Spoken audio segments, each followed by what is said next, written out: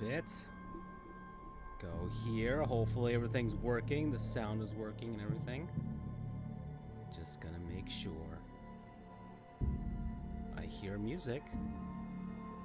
I don't hear myself. Let me see.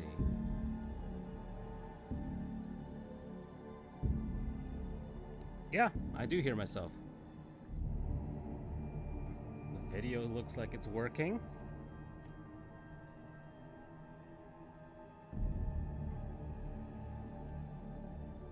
Okay. So we're here. Let's do the thing. Let's do the thing.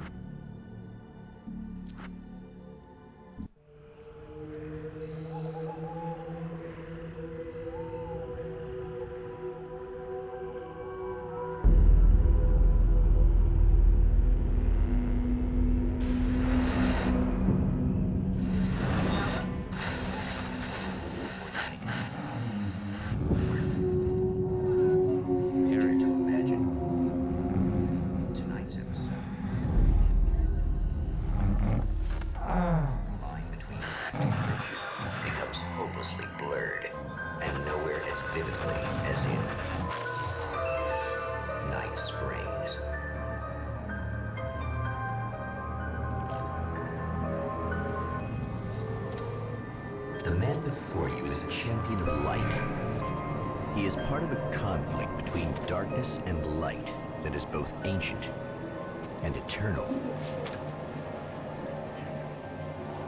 He is chasing a dangerous quarry, the Herald of Darkness. His evil doppelganger, known only as Mr. Scratch.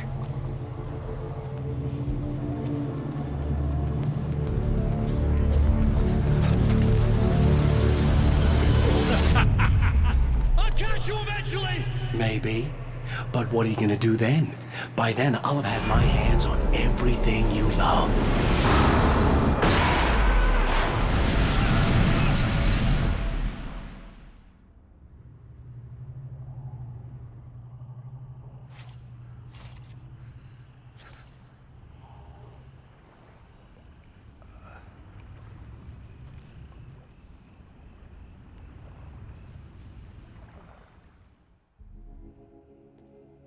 The man has been brutally spat out from the darkness that surrounds the shores of our reality.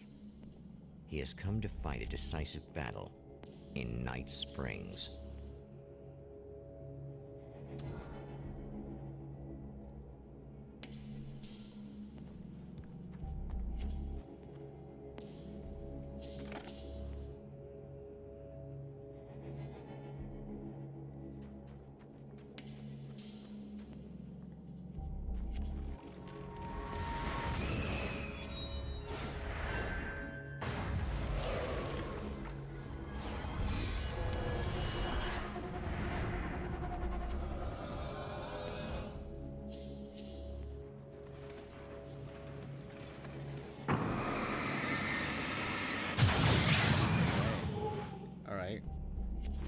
Works the same as Alan Wake 1.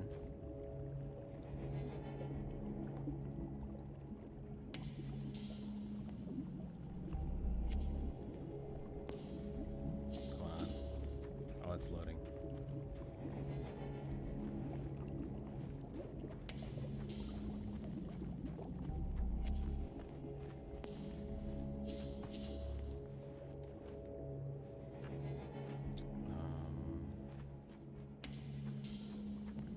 The gun.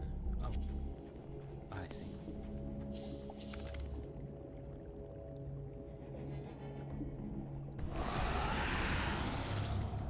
Well, hello there, boys.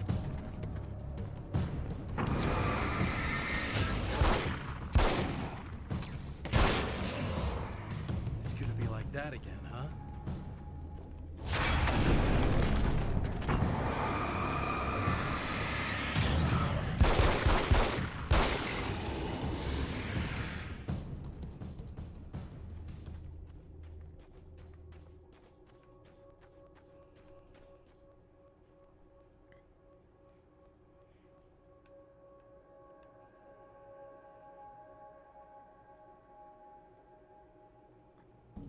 In another life, the man was a writer.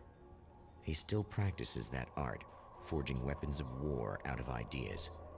But the violent currents that brought him here have scattered the pages he has written. Okay. My name is Alan Wake, and I'm a writer. I didn't become one overnight. Like most writers, I struggled with it. A short story here, an article there. Then I got lucky and spent a year as a staff writer on the Night Springs TV show. It wasn't the great American novel of my fantasies, but it taught me discipline and craft, and the difference between wanting to be a writer and actually writing.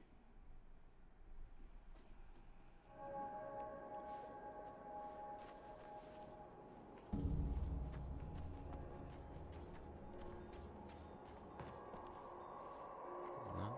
Okay.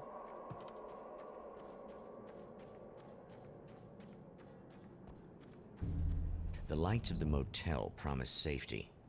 The man senses that the solution to his predicament begins there.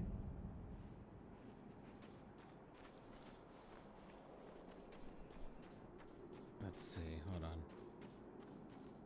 I just want to see. That's one checkpoint. Like, do I get a choice as to where I go? Something shiny over here. Or is it just the same? Somewhere within the Earth, space itself has been pierced, and from dark depths runs a steady flow of monsters. The man recognizes the hand of his evil double in this. He knows he must put an end to this madness.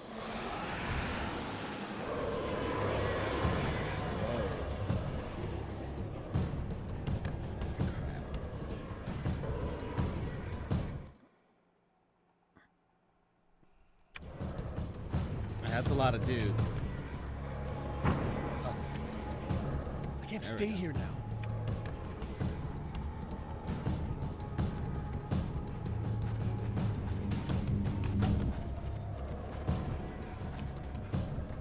This is the page. Mr. is a twisted copy of me, powerful and dangerous. But I know I can fight him. I don't think anybody else can. They don't understand what he is, what he represents, or that all the horrible things he does here are almost insignificant compared to what he will unleash on Earth given the chance. But I've survived the dark place, and it has taught me things. How to cope, how to stay sane when the world goes crazy. He's 2 steps ahead of me, but I can find him. And I believe I can stop him.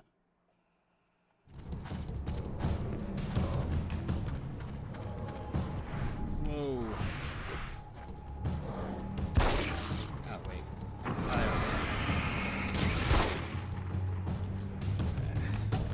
Is there anything over here? There's stuff.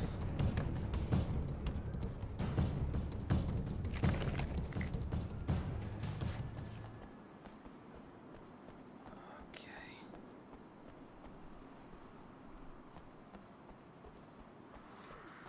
Just want to explore a bit. More flares, perfect. Everybody stop chasing me. Cool. What's over there?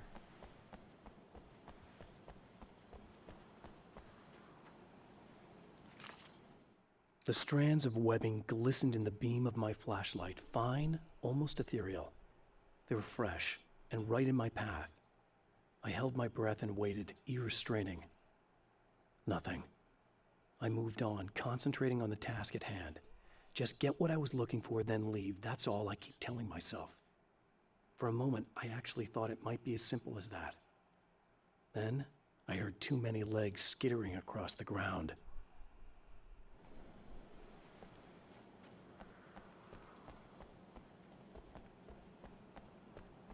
Can I get in?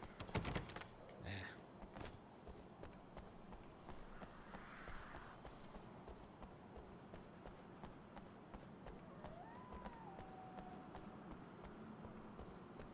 Well, hello there. Just gonna go over here. Nothing, huh?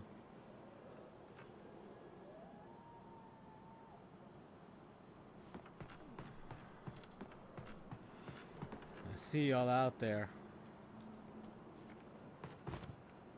Go.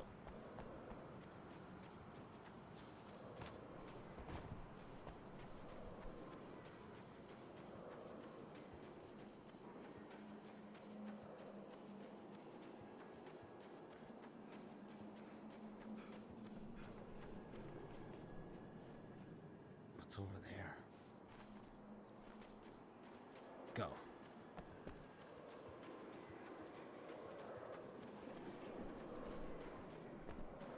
Yes. It's a little sad how many problems you can Ah, solve. crap. Alright, that actually legit jump scared me.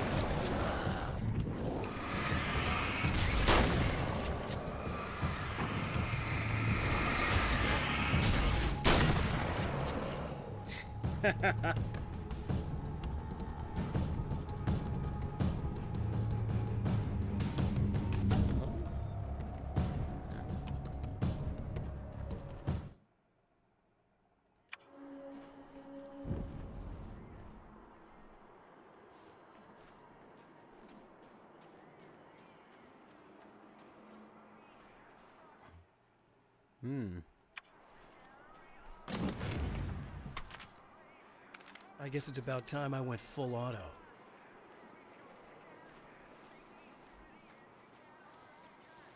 Hello? Oh.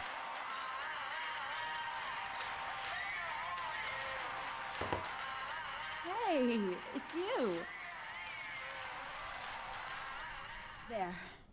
You remember me, right? Emma? Emma Sloan? I think you might have something that belongs to me. Really? A typewritten page? Oh, yeah, that's weird. I did find a page like that. I don't even know where it came from. It was all this weird stuff about the oil derrick and a satellite. Yes, that's what I'm looking for.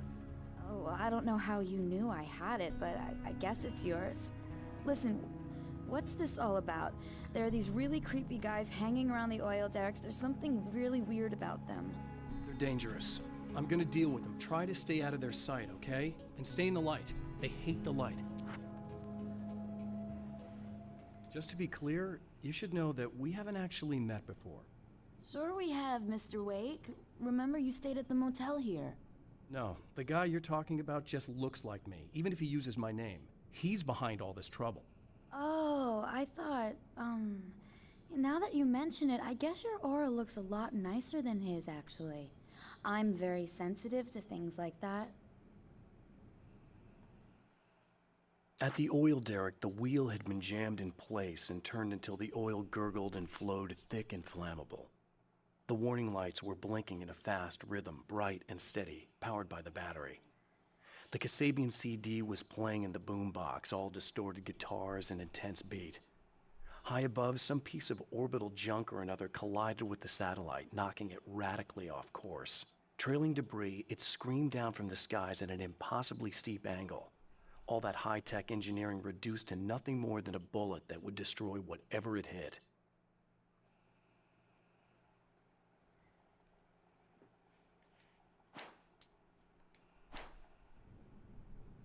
There's a bunch of stuff I need to find. The things mentioned on that page? Well, there's a lot of old crap lying around this place. Great, thanks. I think you should be able to find everything, except the satellite, obviously. Are you gonna tell me what this is? I don't think that'd go over too well. Why don't you let me be the judge of that? Fine. The page is a formula for rewriting reality. Either I use it to close a strange portal to a place that isn't in our world, or shadowy serial killer monster things keep pouring out of there. Yeah, you were right the first time. You can think what you want about me, but there's still bad guys around. Be careful. Well, you might be nuts, but I've seen the way they move, the way they look. I'll buy that. They're called Taken. They aren't really human. Not anymore. And they're climbing out of the oil well? What, do they have secret headquarters down there, or...? No, that's just where the point of connection is. It's a hole that leads to, well, it's a really nasty place. That's why I need to close it. And the guy who looks like you opened it, because he was hanging around the oil field before. He gets around, unfortunately. Thanks for helping me. Oh, I wish I thought you were just a nutcase. Actually, I kind of expected you to. Me too. But I feel like this is how it's supposed to go. Isn't that weird? Not really. I get that a lot in my line of work. What do you do anyway? I'm a writer. Obviously. What was that you said about A my lot of dialogue aura? in this game. Oh, I'm very spiritual, you know. I can see auras, but I only use it for healing and helping people. I'm like a wise woman, you know? I give people insight and advice. Look, just because I say crazy things doesn't mean I believe everything. Don't be like that. Maybe you should take a few crystals with you if you're going out there. It might be dangerous. They soothe your energies and focus your mind. It's fantastic. And they help me take out the bad guys? Oh, well, no, not as such. Yeah, okay. I think I'm... Or I have some wonderfully potent and herbal detox suppositories. Yeah, I'm good. I'm good.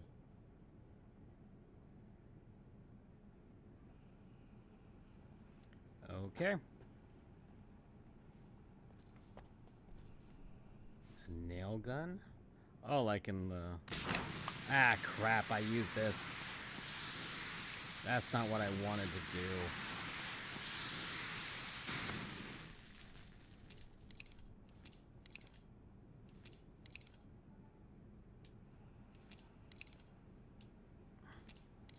I think I'd rather the machine gun than a nail gun. I used one of my flares. Dumb.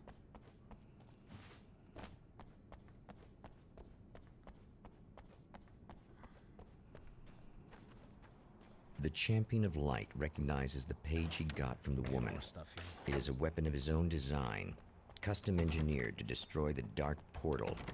If he recreates the conditions of the page, a great power will be unleashed.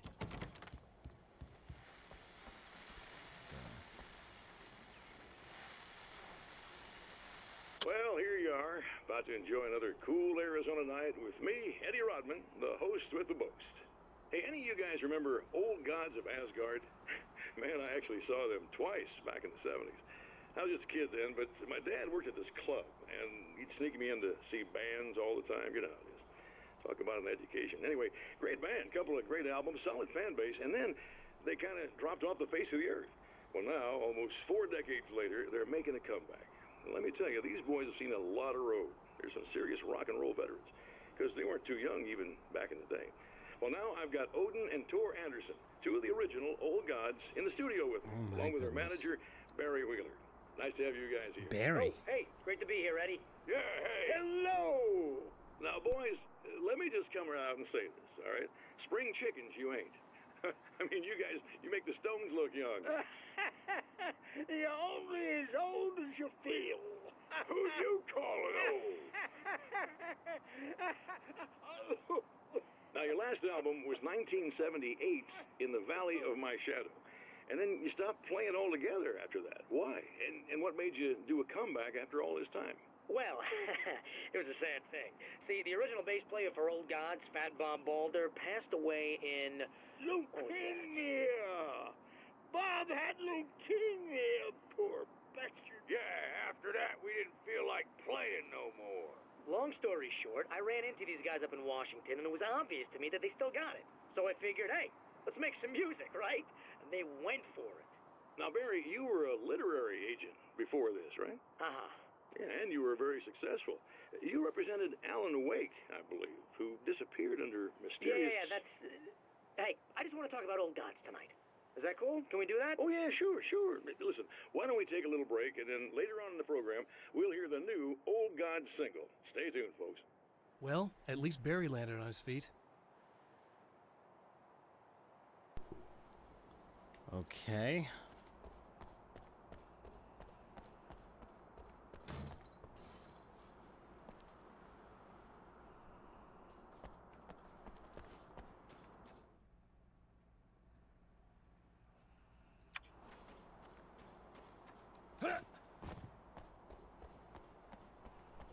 What's this empty pool?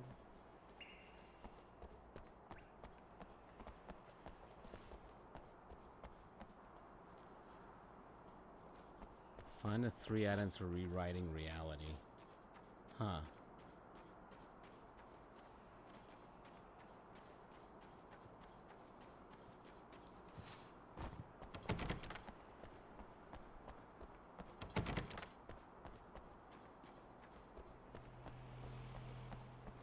Oh, that reloads.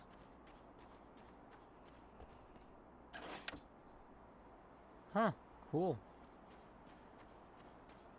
It's down here. What's this? Oh, hell. This isn't gonna be good. Is this on? How can you tell? I'm sorry, Oh, I'm not boy. very good with gadgets.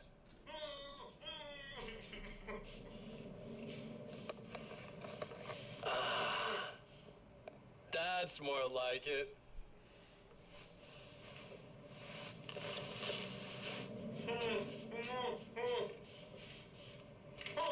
I'll be right with you.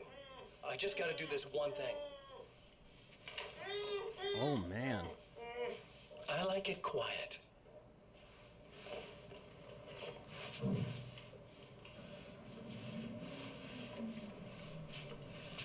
I bet you're wondering why this is happening. Why am I doing all this? Why am I so hell-bent on ruining your life? You're cramping my style. You've got money, fame, everything you could want. But you don't know what to do with it. I do. I'm getting all the things you never had the balls to go for.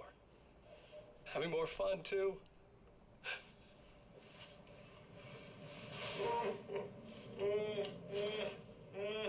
Do you know the real difference between us?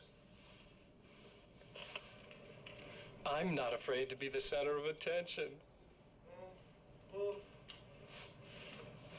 This poor slob's just collateral damage, really. I mean, made some information out of him earlier. But this part? This is just for kicks.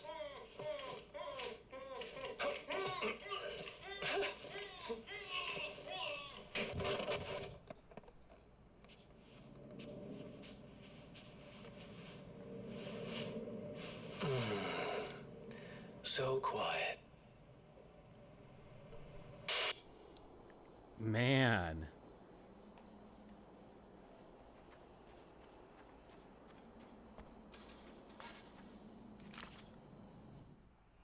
I know that when I arrive, the clarity of vision I have now may disappear. I've made my plans. I prepared for this. But I know the transition from the dark place will be hard on me. And not just physically. It may affect my mind, my memory. These pages should help me remember and focus. That's worked for me before. Even if that fails, I think I will be able to trust my instincts. I'm navigating my own story. I'm hoping I'll know where to go and what to do, even if the details elude me.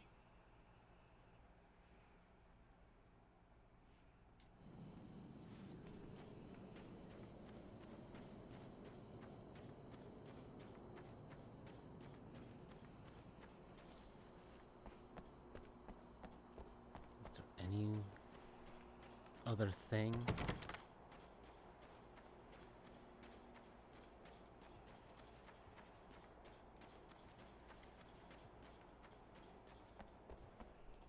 Okay.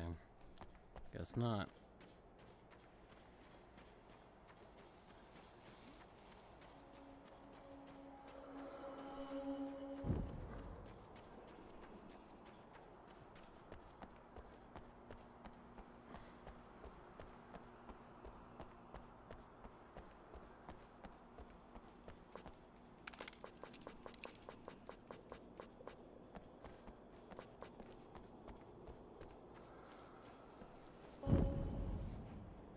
There's a page over there.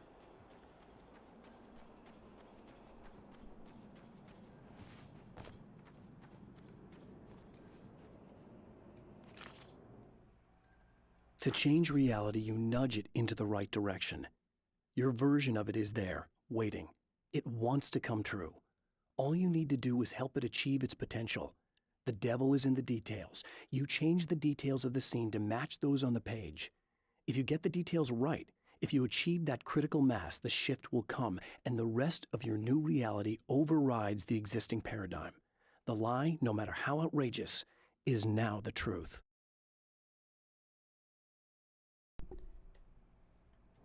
So this seems like Alan trying to hone his writing power and experiment what works, what doesn't. Where am I?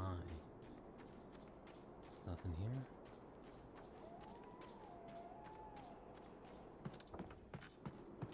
Can't find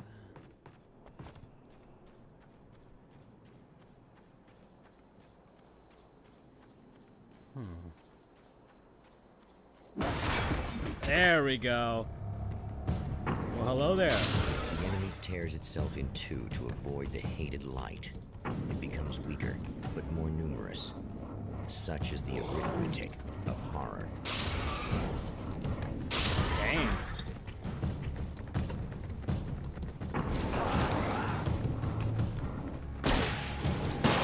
Oh. Man, why'd I have the same problem that the other game had?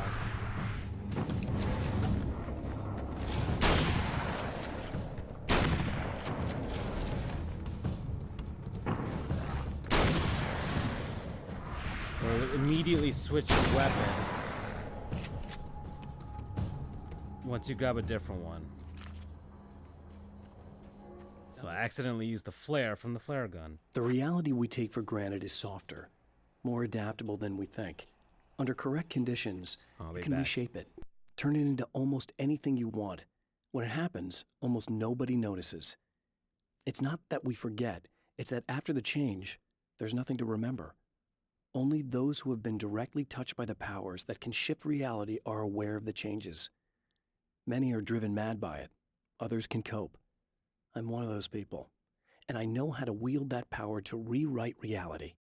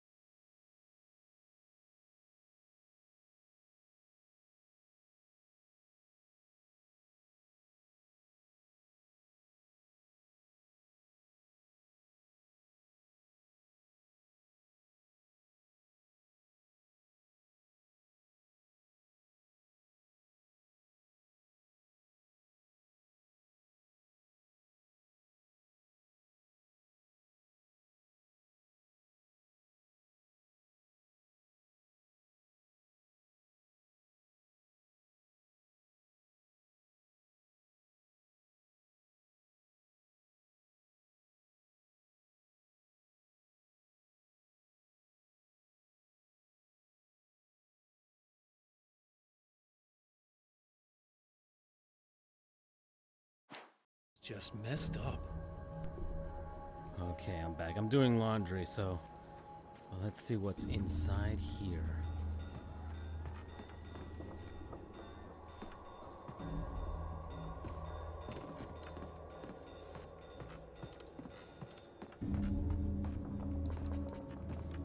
Submachine gun, what?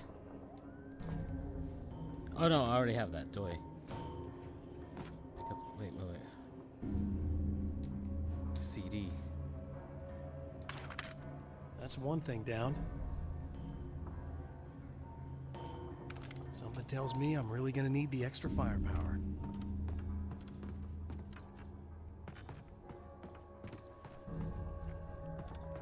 So that's one thing. Need two more. Some oil. Guess I'll head to that gas station. I see stuff in the distance.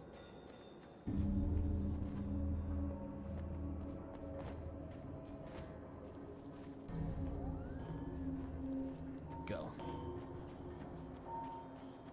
The heck is down here? Go, Alan.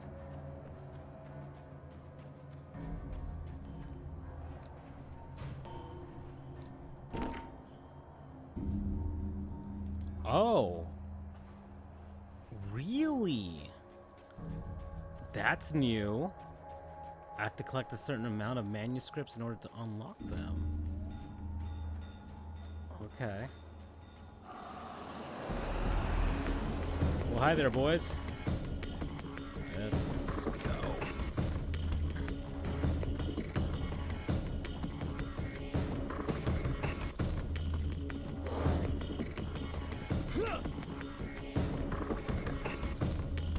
Ha! Ah, screw it.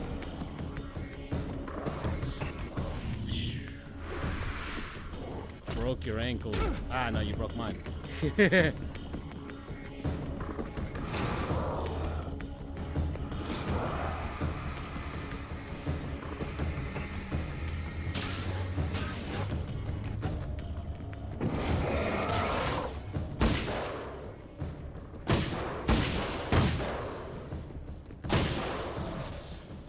Alright, Sheriff.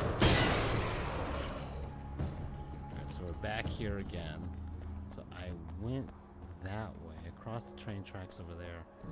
Just jump back here, is there not? See some trailers. No, I just saw all this. Okay. Well, how did I get the other manuscript? I don't know. Okay, well. If I find another, then I'll go back there. Just walk down the road and see what happens.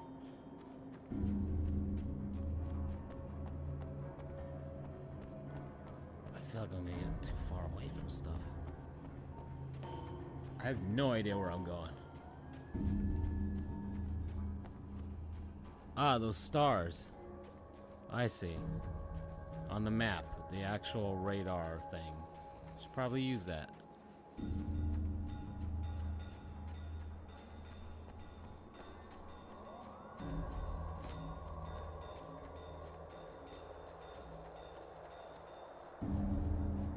Come on, Alan. Get up there.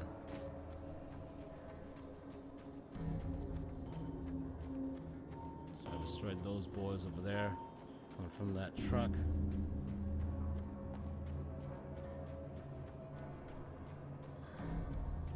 I see something. Oh. What's this? Come on, Al. That's two. Just one more to go. Am I missing something? Okay.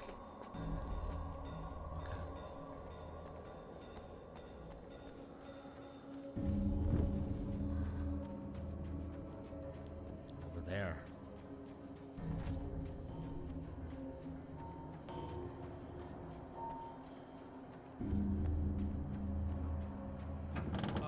Wait. Wait. Whoa! Oh, let's go, boys.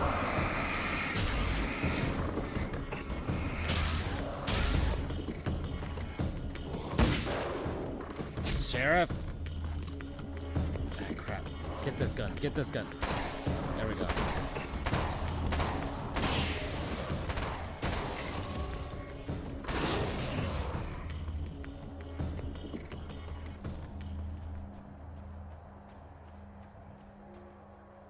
That's everything. The man has found the battery, but it is empty. It will need to be recharged.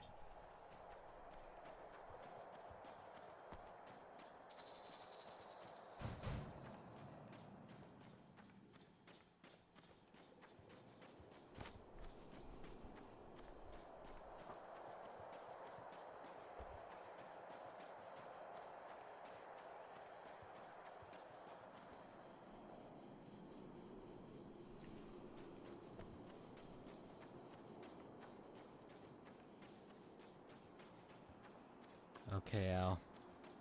Let's go this way. Thank you.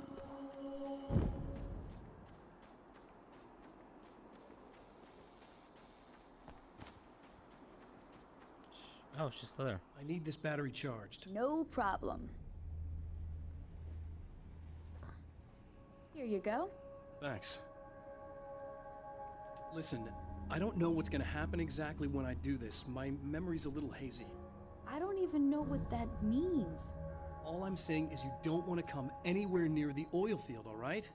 This thing could get out of hand. In the middle of highly flammable materials. Great. I'll do my best to contain it. Just please don't turn out to be some kind of crazy terrorist guy, okay? Okay, I'm gonna go now. Wish me luck. Wait a sec, I want to ask you about something first. What did you mean with that my memory's a little hazy thing? I had a pretty rough time coming here.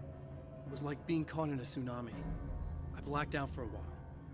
It's hard to explain. There's a barrier of sorts that I had to break through. I was lucky to make it here with my wits as intact as they are. So you might have brain damage, you're about to do great things with a magic piece of paper, and you came here from another dimension? No, I'm from New York. I was just visiting another dimension. Oh, yeah, okay. My bad. Well then. Alright, Al. Where are we headed? Okay. So we're good to go with stuff.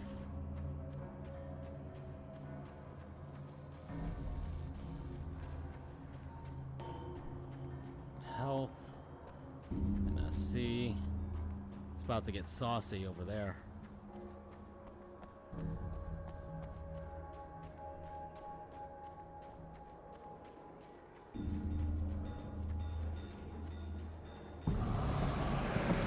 Let's go, boys.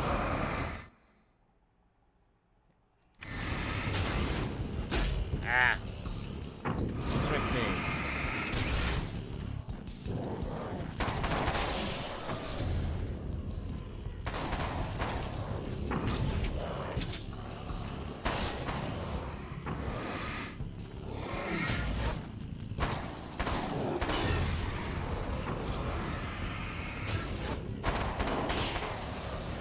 You guys are more relentless than this one, huh? Just keep coming. You won't stop coming.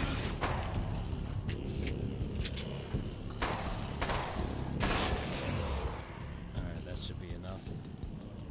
Alright, we're gonna stick with that. Okay. Let's go, Al.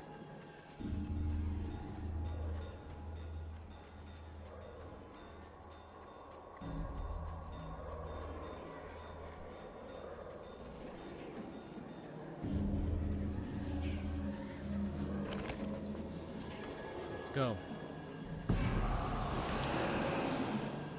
Hey there, boys. Good.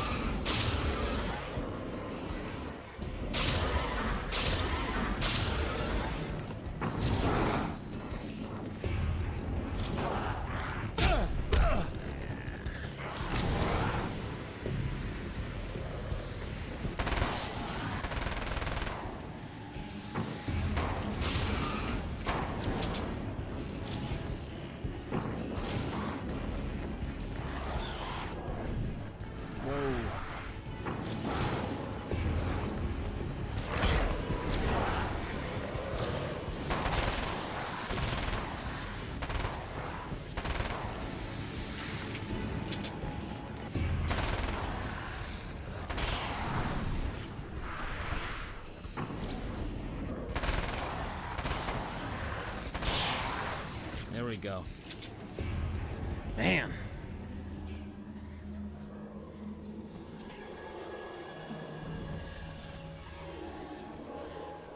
Time to make some serious changes.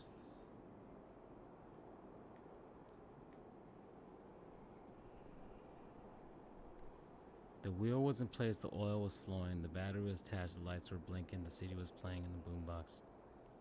Alright, so let's put the wheel first, CD's last, battery second. So where do we put that effing wheel? I assume a wheel would go here, right?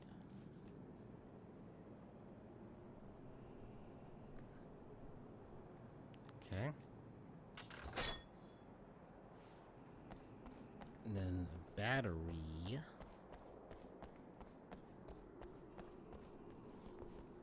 Goes somewhere.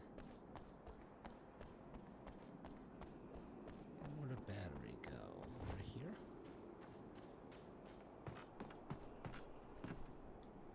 There we go. And now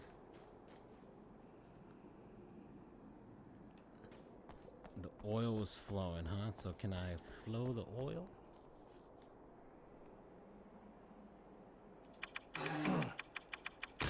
There we go. Let's destroy the environment together, Alan.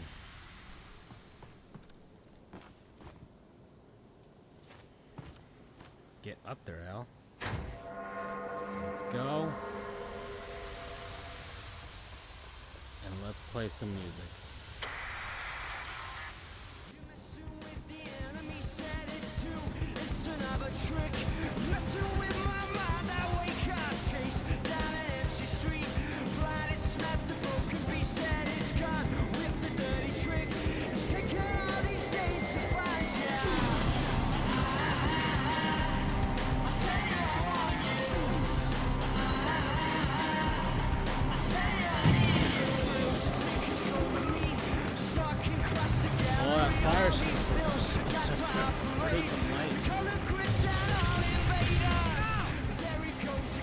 Holy crap.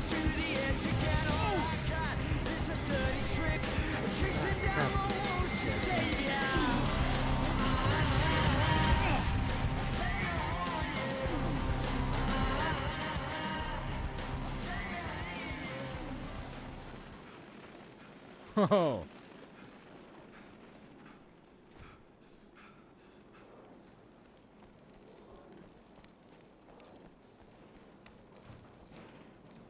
Nothing on the satellite? Okay, never mind.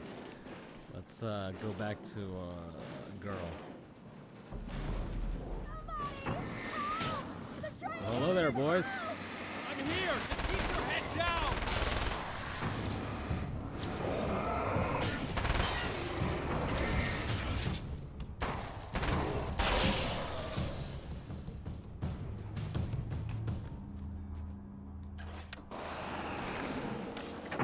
All right. I think I hear more of them. Yeah, I think I noticed.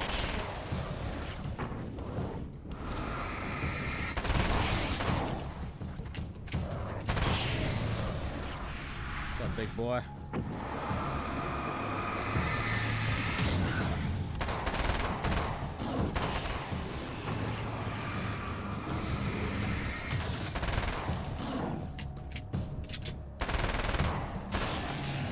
That's the last of them. We're good. What the hell was that? Easy. I got him. You're safe. I need you to tell me what you know about him. The guy who looks like me. There was a party in one of the rooms. It was pretty wild. I'm not sure which room it was in. You didn't attend. No, I wasn't there. But it got way out of hand. Anyway, I heard that he went to the diner and there was a fight there or something. Maybe you could find out more from there. I got some keys that you could maybe use. You just happen to have the keys, huh? Fine. I'll take a look. Stay here. Like hell. I'm getting out of here as soon as you leave so I can close up this place and go home. Emma, you really want to stay here in the light. Yeah, thanks for the advice, but I'm not sticking around. Just go already, okay?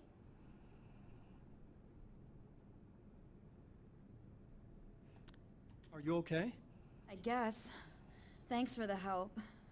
Were those the... what'd you call them? The Taken? What are they? It's complicated. Short version, the darkness can take people over. That's why I had to destroy the oil derrick. Otherwise, they would have overrun the place. Wow, I didn't think you'd actually do it. I mean, I didn't think it'd work. That's crazy. Let me just try one more time at the risk of sounding like a broken record. It's bad out there. I don't want you hurt. You should stay put. Yeah, while you turn this place into an inferno, run around shooting things up and play some kind of weird games with your psycho evil twin. Don't get me wrong, you're nice for a weirdo. I'm impressed as hell by all of this, but enough is enough. I seriously just want to get out of here, okay?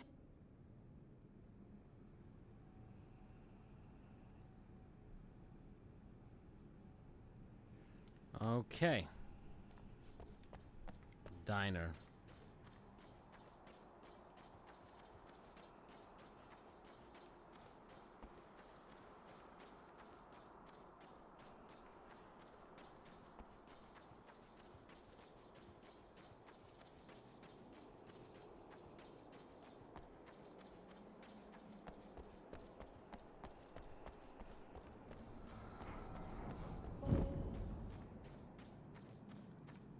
A poltergeist. Its existence is one of rage and hostility, and its very presence turns ordinary objects into deadly Oh, here we go. projectiles. Oh, shit!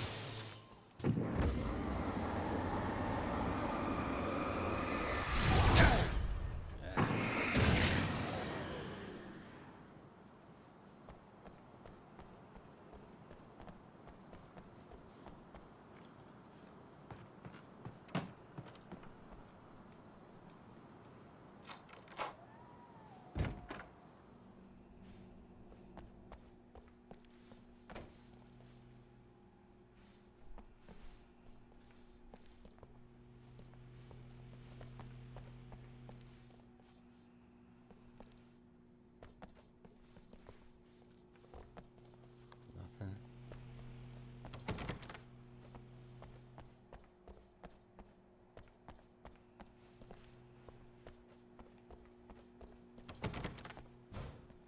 The scene. Traces of violence. A callous midnight snack. A room key left carelessly behind. The man recognizes the enemy's handiwork. I think these are keys for the motel rooms.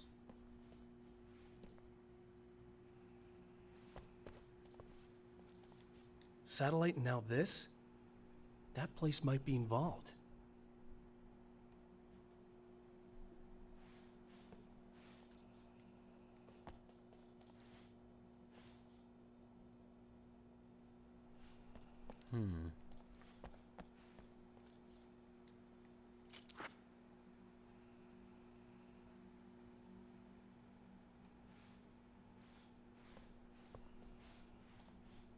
Okay.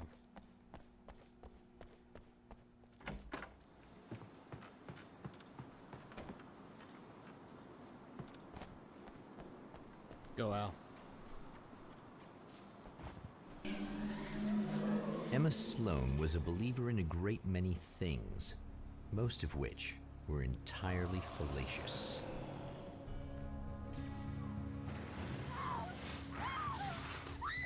Oh no.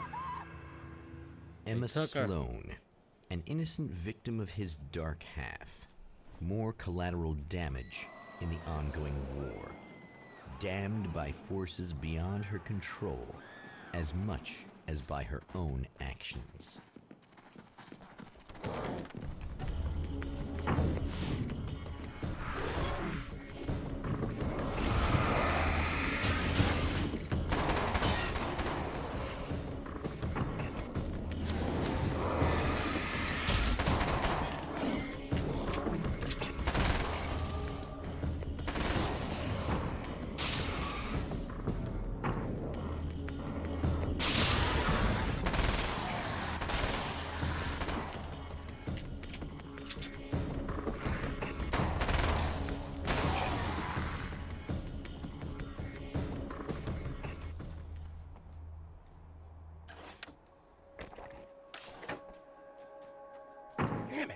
didn't you listen?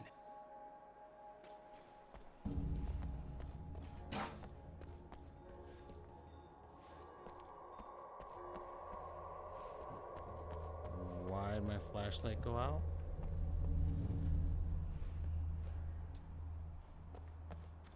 Okay. Never mind.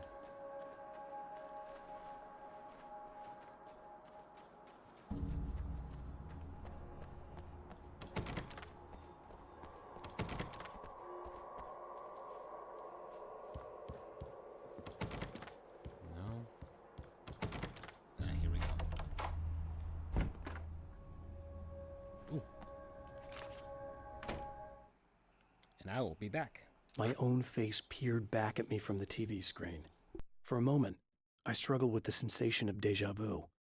How many times have I seen myself like this now? And then there was that easy grin that never seemed quite as quick or natural on my own lips. The dark, malicious twinkle in the eyes. And I knew who I was looking at.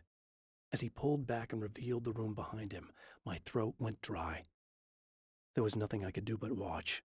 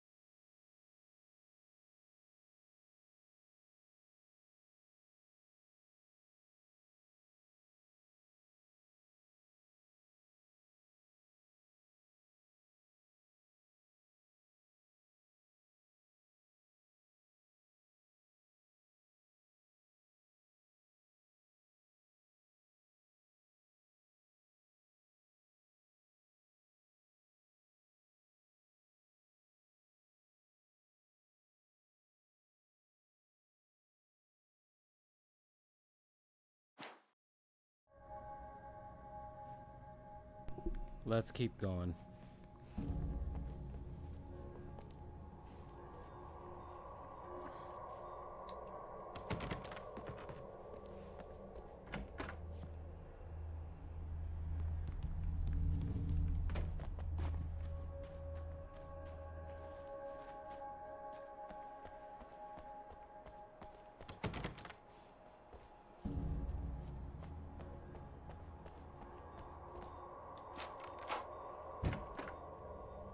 Oh. Damn. Is that the guy from the video? Michael Farabee. Dead. Tortured. Dressed in clothes that bore the name of a local observatory. A slim lead, but solid enough. It stirs something deep in his mind. He knows where to go now.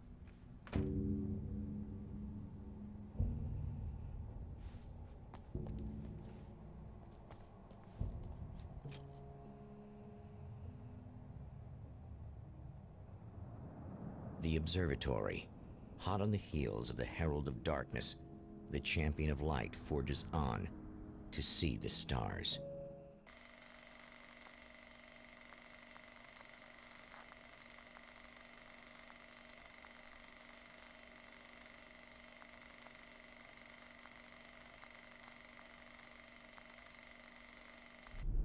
An observatory. A place for a man to witness the magnificence of the universe. But such insights are not what the Champion of Light is looking for. He has come to find a weapon.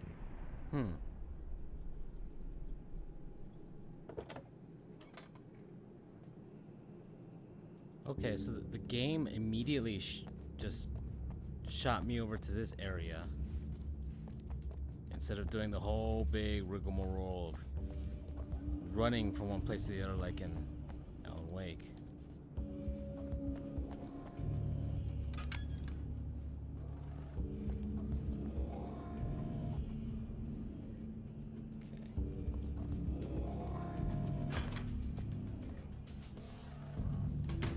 Welcome back, listeners. As you know, I'm Eddie Rodman, and I'm still talking to old gods of Asgard, who are doing their big comeback tour. How's that been going for you? Odin? Splendid! I'm having the time of my life. You know, I didn't realize how much I'd missed that. And what about you, Tor? It's okay, you know. Well, this must bring back a lot of memories. Oh, yeah. It's wonderful to be back on stage. If it wasn't for my knee, I'd feel like a young man again. Well, speaking of that, I hate to keep harping on this age thing, but I gotta tell you, I've heard your new songs, guys, and you sound really good. Thank you. And this may be a touchy subject, but to be blunt, you really don't sound, well, old.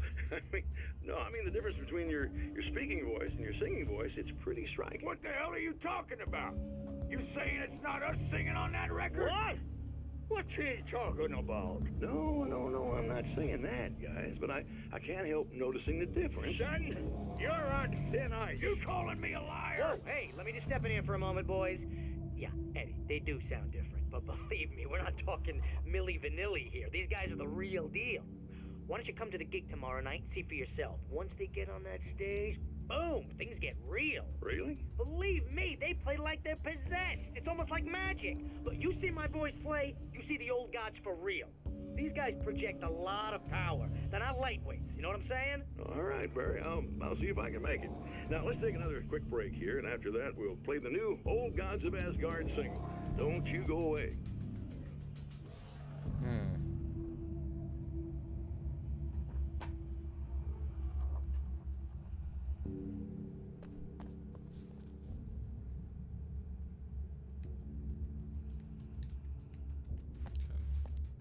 What's in here?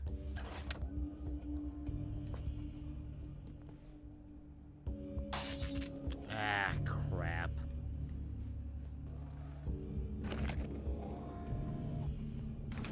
Alrighty.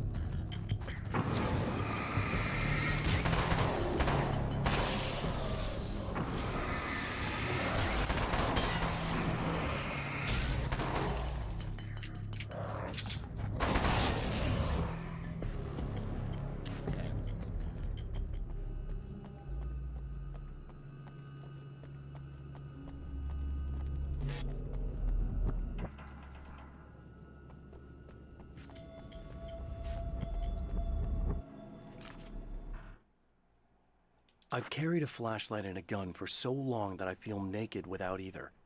It's all too often that I need them. The darkness protects the taken. Shadows crawl over their forms like living things, protecting them from harm. Blows that would injure or kill a human outright mean nothing to them as long as the darkness persists. But light makes them vulnerable. Light burns the shadows away. The darkness that drives them is still in them, but now they're vulnerable. Flashlight and gun. Sometimes it feels they're all I have left.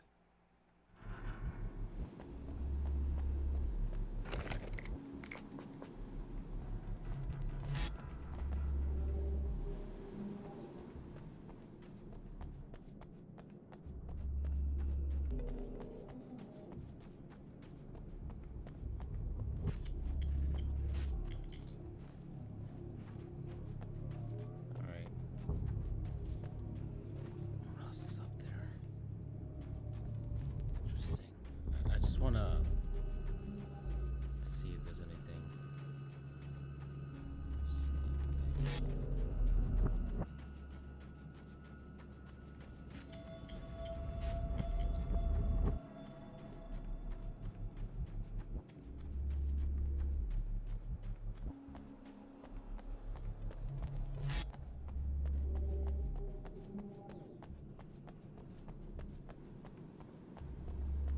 So down there is where I came from. There's stuff over here.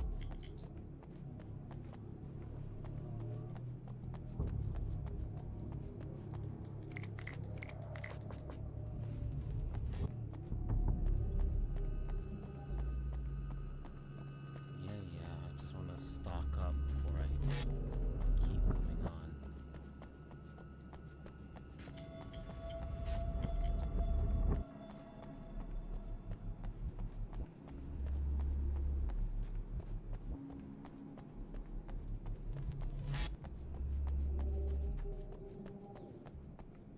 Let's get this checkpoint here. Okay.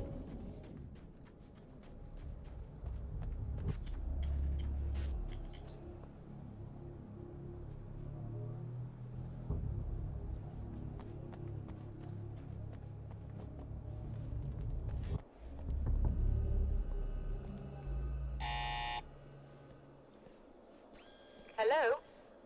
I'm Dr. Rachel Meadows, and... Wait a moment, it's you! I can't believe you dare show your face around here again.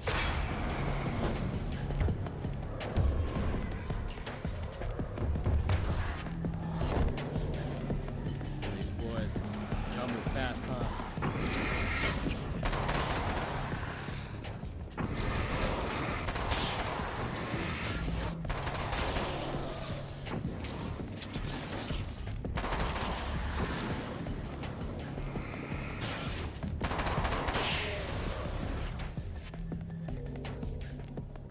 Go away. It wasn't me. I just look like him.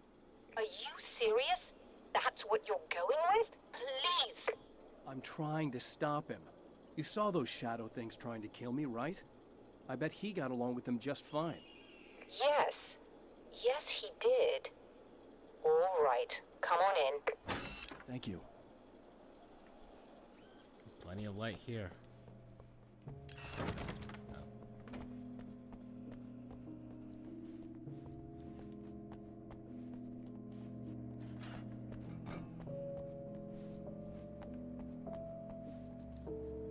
Hey, buddy.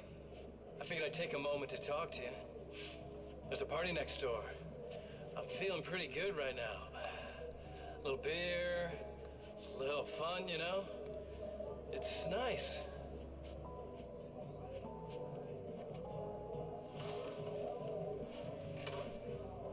Listen, this whole thing between us, it's a little weird for me too, you know? I mean, we don't just look the same, there's a lot we share. I mean, up here, I know you, right? So I was thinking maybe we could...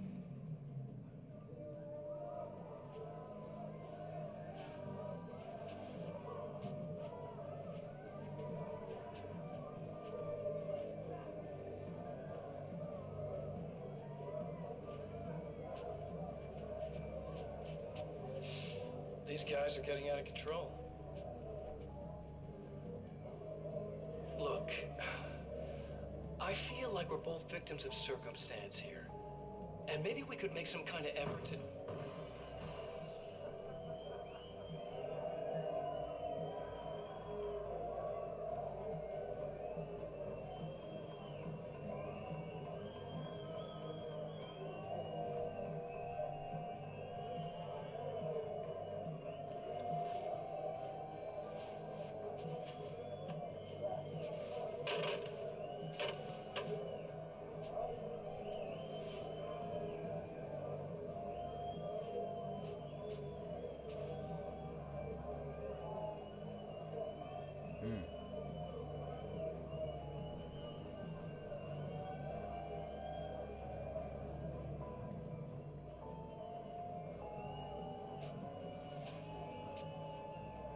Never mind.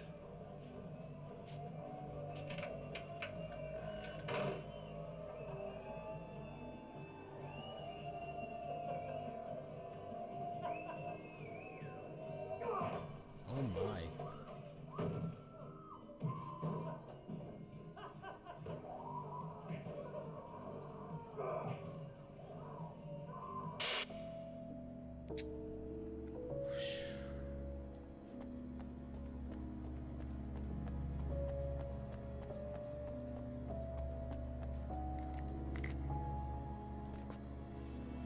Just a moment, I'll send the lift down to you. I didn't expect to see anyone here tonight, but I'm relieved to see an actual person. That's assuming this isn't some kind of cruel trick on your part, of course.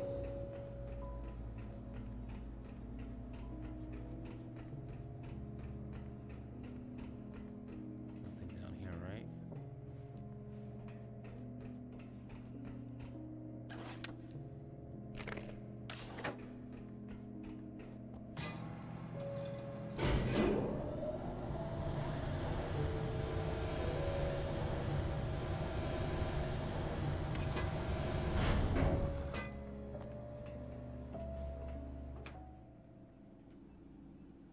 Doctor, the man who looked like me, what did he want here? There's a strange astronomical event happening right now. Something I can't begin to classify, but I think it's disabled our satellite. There's a very peculiar signal that we're receiving. A signal? That's what I'm here for. Well, so was he. But he didn't seem to understand it at all. He got very angry, sabotaged our imaging array, and now we're blind. I believe the event is still going on, but we can't pick it up. Is there something we can do? What he broke is essentially just a special camera, but we can't use the telescope without it. There's a replacement in my car. If you can get that to me, we're back in business. Consider it done. Tell me more about the signal. It's almost as if something's being transmitted to Night Springs. It's the strangest thing. It's quite elusive, almost as if it wasn't properly there. I don't know how to describe it. So, what was the signal like? I wish I knew. He appeared before I had a good fix on it. He was very pleasant when I was working, but when I isolated the signal, he suddenly forced me out of the control booth. He said it was none of my business. He seemed to change. Somehow he was very smooth and charming before that, but suddenly he became... I'm sorry. I'm not sure I want to talk about it. I have to ask, do you always wear that to work? I was at a party for a local art exhibition. Fascinating works. When I was called away by my assistant. Michael was the first to spot this event. I don't know where he is now, actually. He was supposed to bring us some food, but he never showed up. Tell me about the event. Oh, it's quite fascinating. It looks as if stars were changing, somehow. Or shifting positions. It isn't really happening, of course. Most likely it's caused by some kind of atmospheric refraction phenomenon. But I've never seen anything like it. Did he hurt you? No. He didn't quite threaten me exactly, but those shadowy things started to crawl into view, and whatever the signal was, he seemed to be extremely frustrated by it. He just started breaking things and left. I thought it best not to interfere. You were lucky. He's done much worse. Yes. He showed me a knife, and he kept talking. He enjoyed the sound of his own voice. A proper maniac. You really aren't anything like him, are you? Believe me, I try very hard not to be.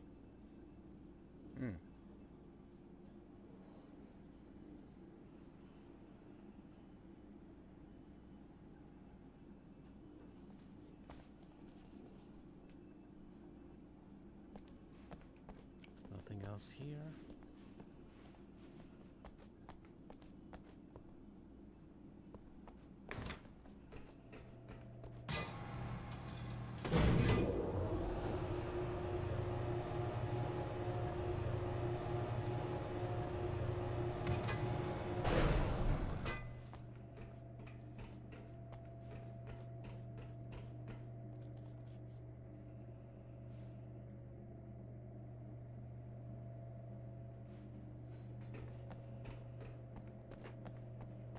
Good luck, and try to be careful. It's a very expensive part, and we don't have a replacement. Oh dear, that sounded more callous than I intended. Be safe.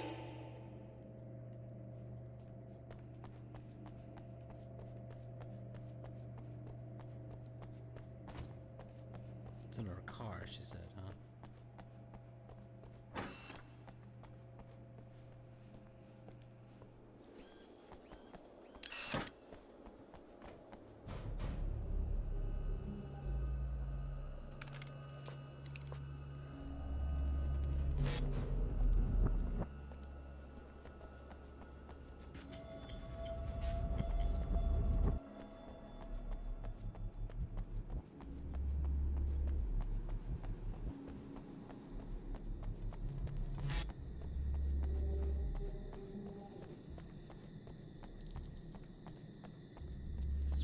This must be her car.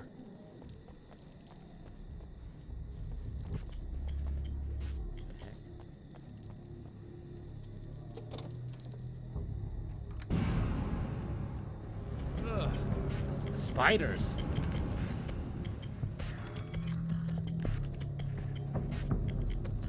Well, that's new, and that's creepy.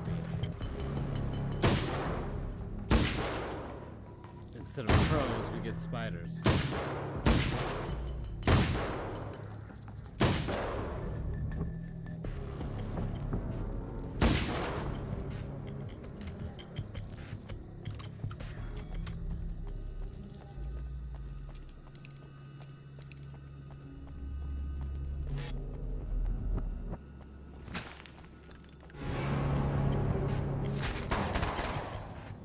You guys are just going out around now, huh?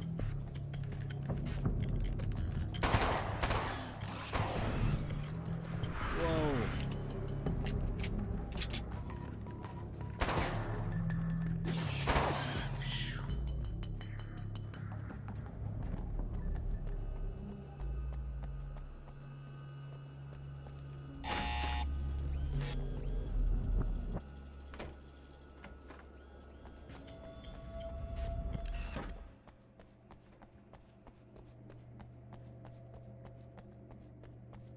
I found it! Excellent. I'll operate the platform directly below the telescope so you can install the array. Don't worry, it's very easy. Hop on.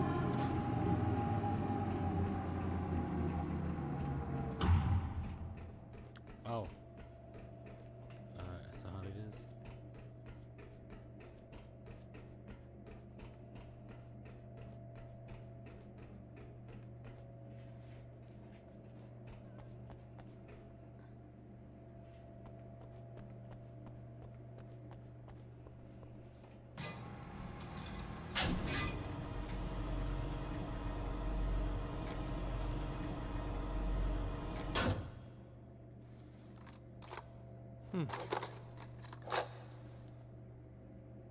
Brilliant, you've got it. I'll just run a quick diagnostic on it. Yes, it's in perfect order. All right, we're good to go. Let's take a look at the skies. Uh-oh.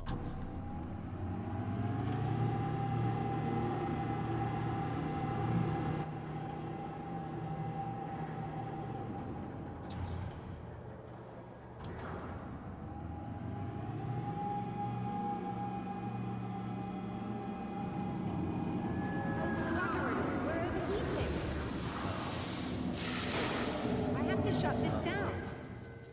There's a problem with the automated coolant system. Somebody just interrupted the flow. So now what? Well, you could go and open the secondary coolant flow valves manually. I know it's dangerous there, but, well... I got it! Please come talk to me if you have questions.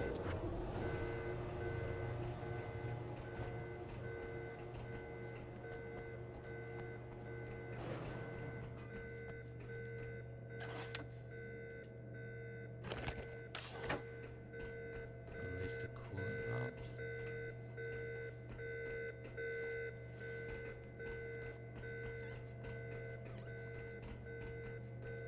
She said go talk to her, right? So,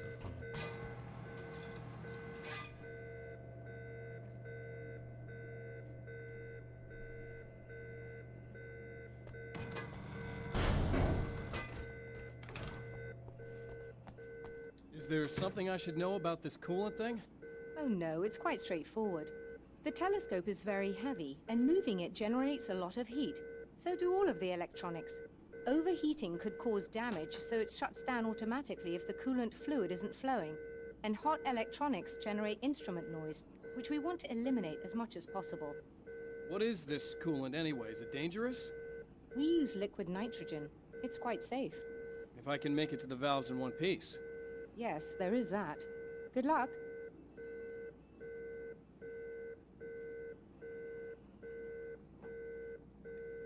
I'm assuming you didn't have this kind of trouble using the telescope earlier, when my double was here. No, it went very smoothly. Until he turned into a nutter. This doppelganger of yours doesn't seem to want anyone else to look at this phenomenon. Honestly, it seems a little pointless to me. There are many eyes on the sky. I'm not sure what we're gonna get once this thing is working again, but I have a hunch. I doubt it has anything to do with outer space, or that anyone else can see it. I think it's a message for me. For you? That seems unlikely. And even if it were a very localized phenomenon, surely it's visible to others in the area. Maybe. But I wouldn't bet on it. There's a reason he came here, and a reason he doesn't want me looking at it.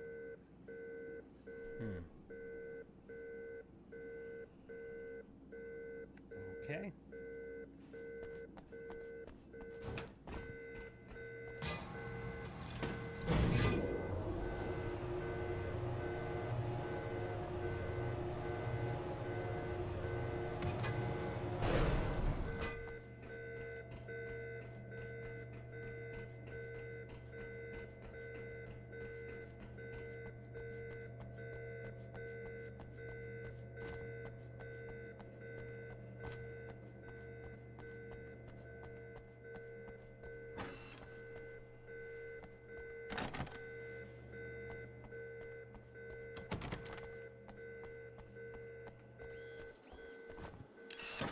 Just remember, you need to release all 3 valves. It doesn't matter what order you do it in.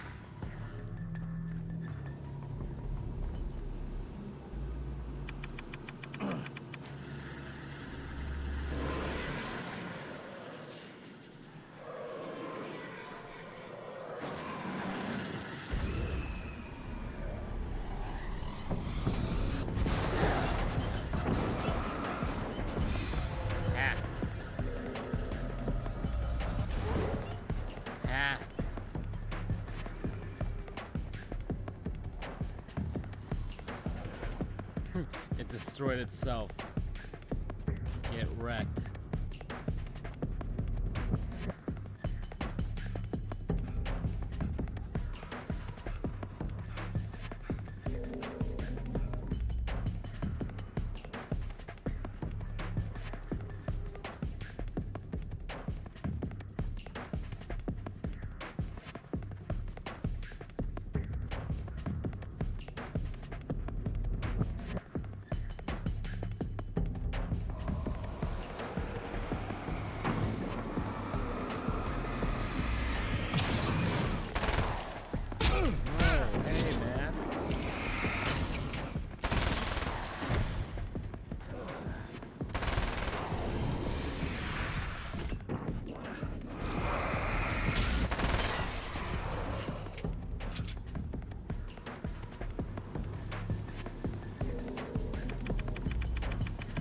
Okay, that should do it.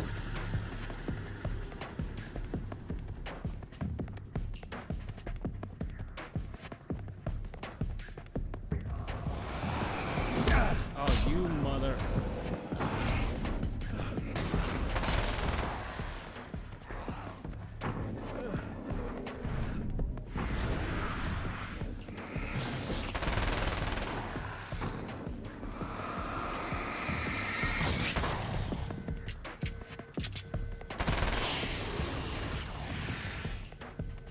Girl, let me in.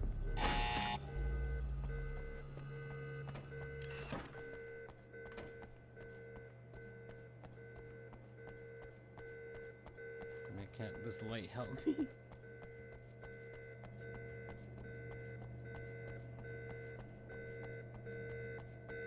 I released all the valves, Doctor. Is it working? Just bear with me a moment.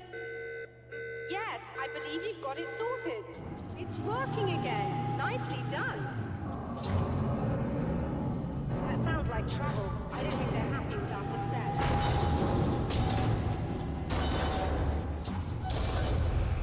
Look out, they found a way in.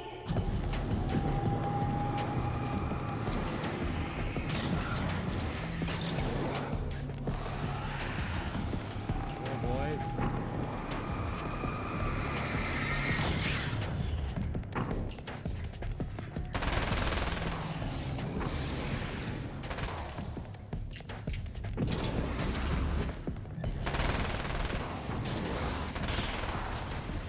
Oh, you bastard.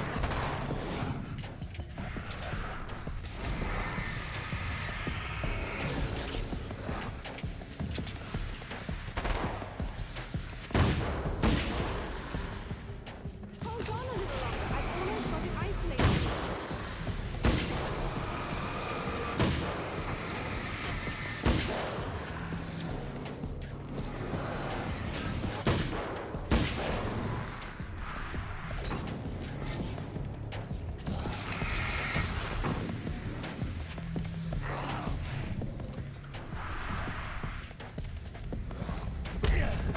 Oh, come on, Al.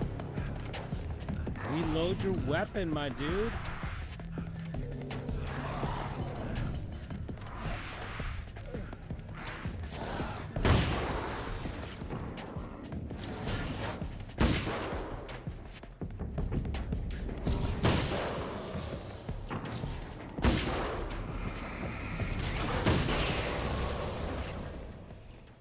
Are you alright? That was intense. I'm sighted in now. I still have no idea what I'm looking at, but it's very strange indeed. Oh, where are my manners? Please, come on up.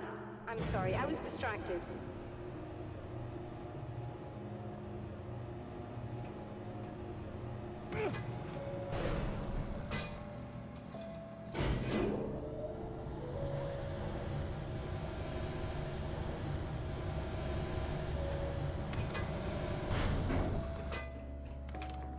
Are we receiving the signal now?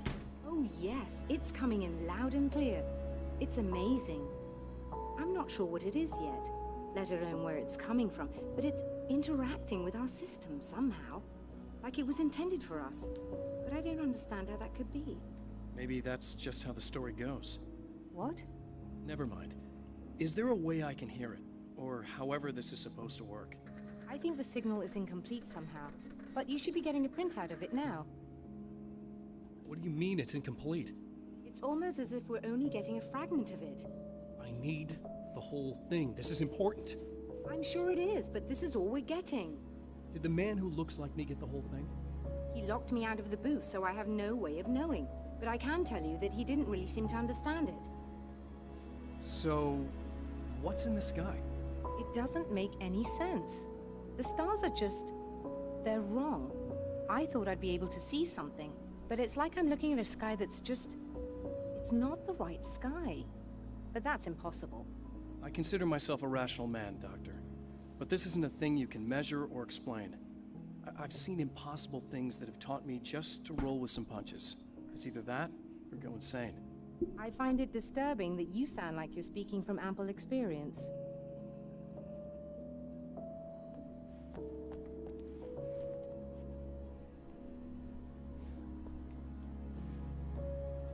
A printout of a signal. It too is a weapon created by the Champion of Light. In its words, stirs a new reality. But it is incomplete, and yet it provides a roadmap for the man to follow, a course that will lead him to a place where he may confront his enemy. Here we go.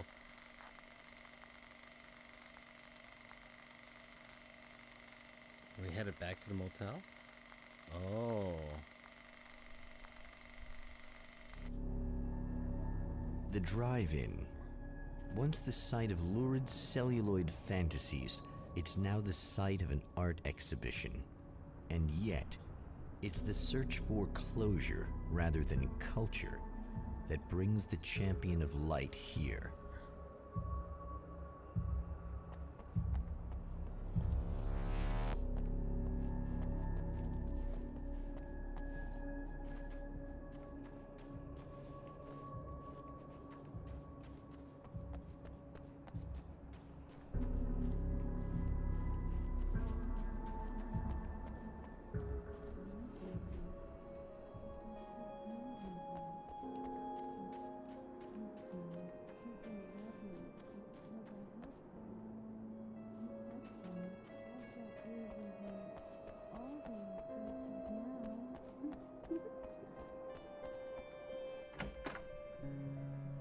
Oh, it's you. That's fantastic. Are you okay? Go away. No, I want you. Oh. But you'll get angry if you're here. So you gotta go. You know I'll do what you want. Okay. I love you so much. Did you know that love hurts? Are you gonna hurt me now? 'Cause you should. Lady, you got darkness on the brain. I think I can help you if I can get the lights on in here. You can't turn the power back on. It's not allowed. You said. So, where shouldn't I go so I don't turn the power back on accidentally? It's the big building on the other side of the drive-in, but it's locked. Where's the key? Just so that I know to avoid it. It's on the wall next to the cash register. But you can't. You can't. Don't be bad. Hey, no problem. I'm just gonna go do some other stuff. Scout's honor. Just try to stay calm. I've seen this kind of thing before. I think you're gonna be okay. Why is it so hard to think? You've been touched by darkness. I'm hoping it's not permanent. Remember when you were here before and you kissed me? And then everything got all dark? That was the best. Listen, this is very important. Where did I go? Can you tell me that? Baby, you don't need to go anywhere. You're here now, and you're in my head. You should be in me. Whoa. You should touch me again. Not with a 10-foot pole, lady. Hey, just in case there's a part of you in there that's freaking out right now, it's not your fault. I promise I'll do what I can to help you, okay? I don't... Please go away. Don't sweat it. I'm just saying that in case you really need to hear it, I've been there. I think there are spiders in my eyes. Whoa. I think you put them in me. Yeah, I'm just gonna go now.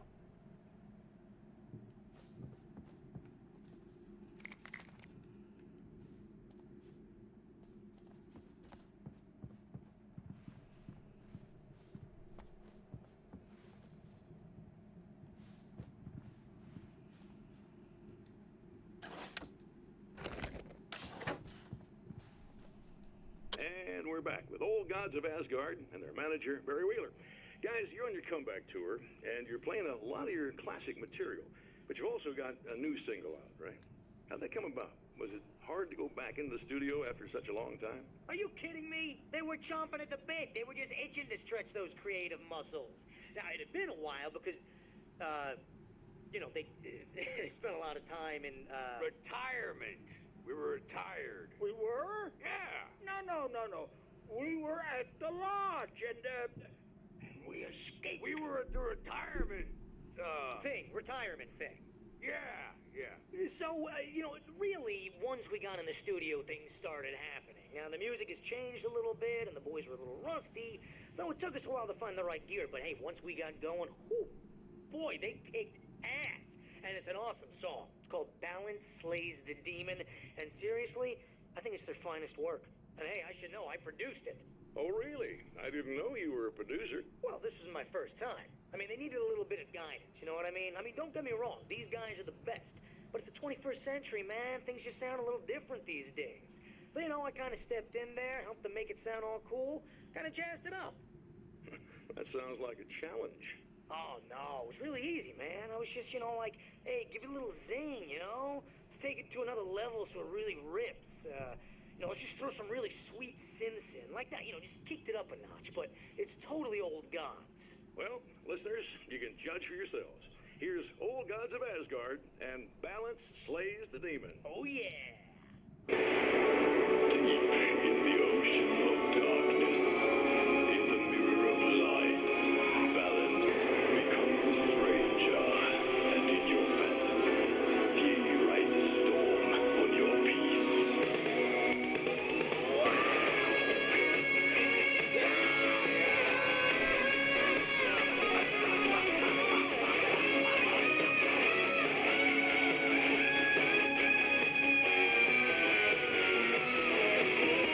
Beyond the shadow you settle for.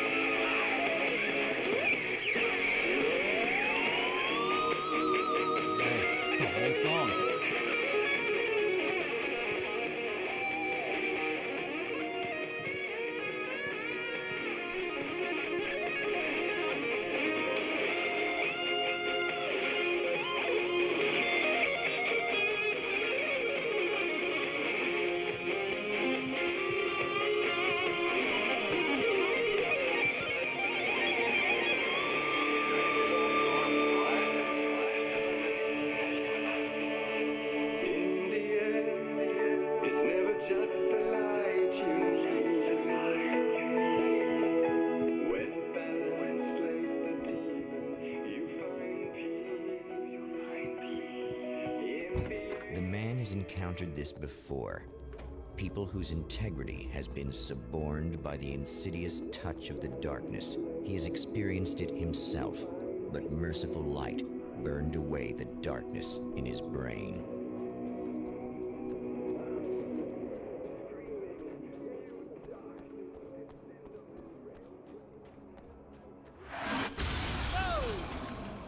Not good.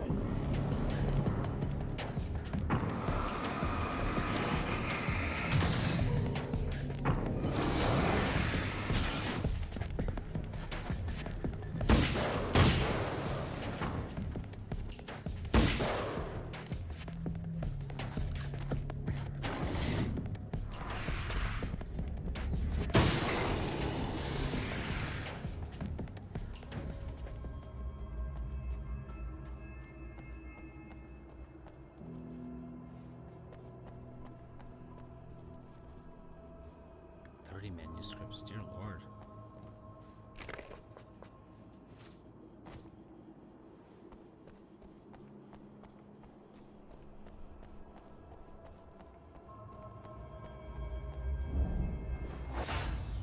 Oh, look! Mr. Hero's here! You ready to save the day? Whoa.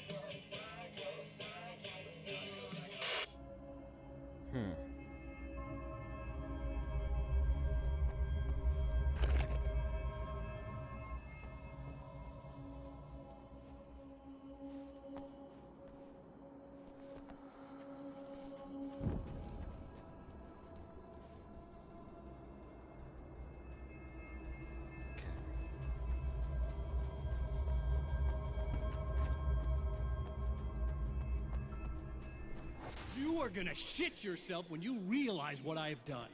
Shut up!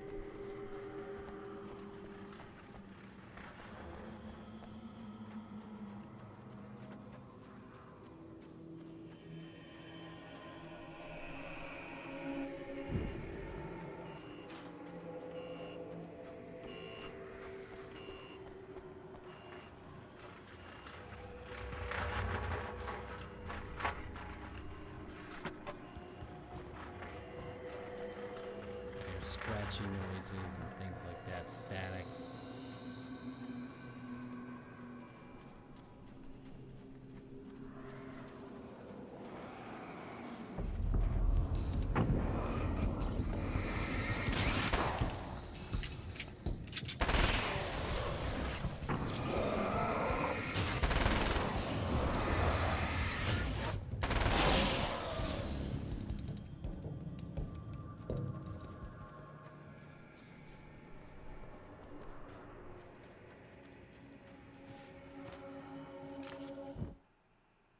Alice, my wife, the best thing that ever happened to me.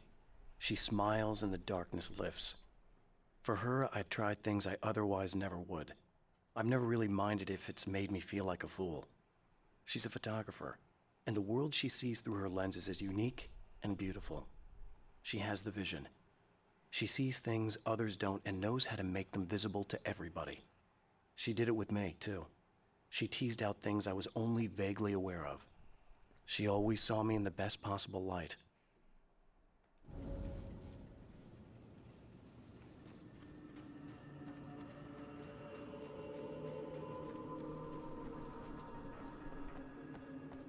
Great, a warehouse.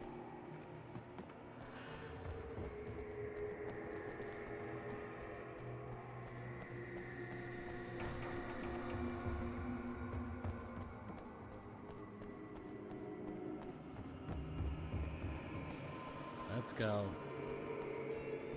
Come on. Get out here.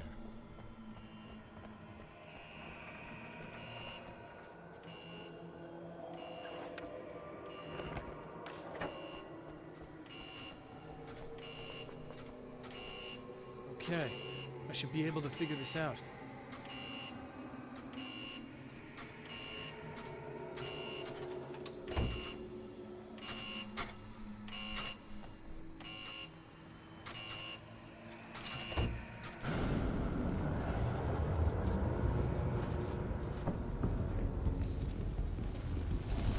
Well, that didn't work.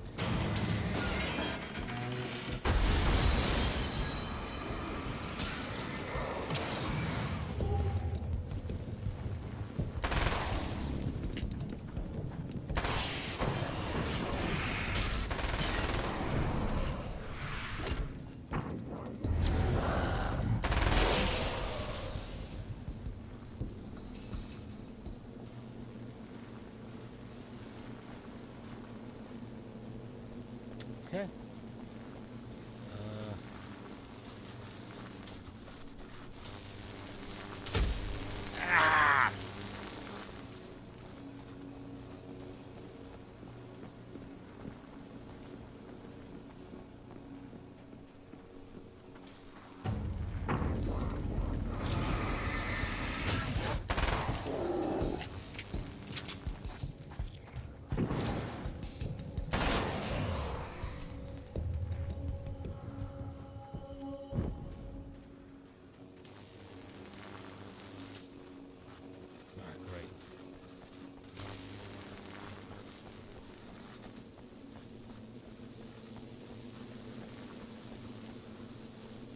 Go.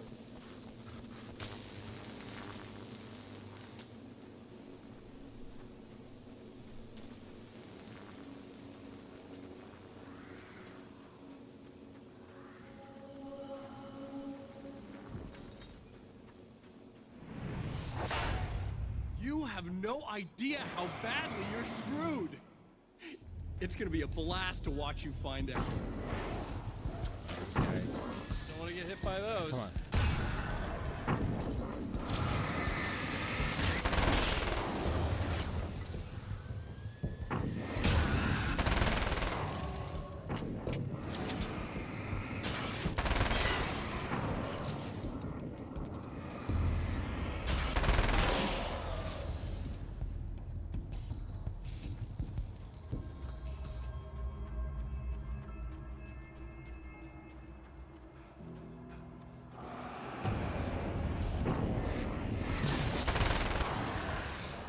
Oh, he's on the frickin' big screen. Whoa.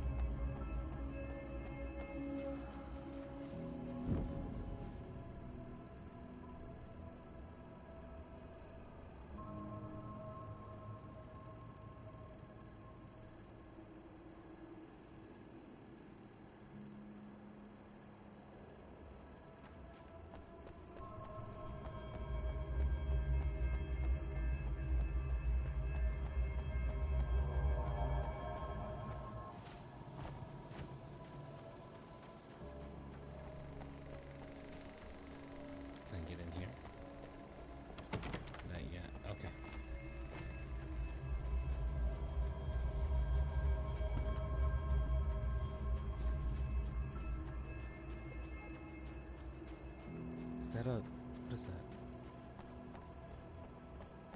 Oh, it's a car.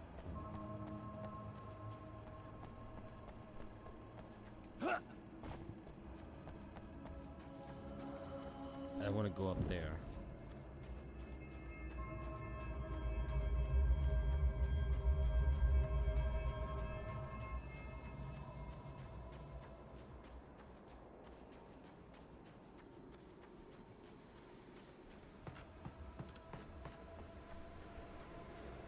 Is that a crossbow?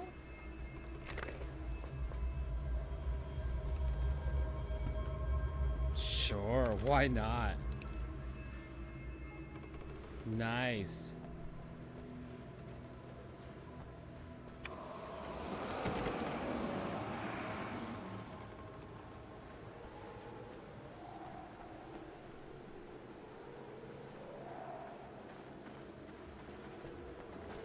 Oh, hey, boys.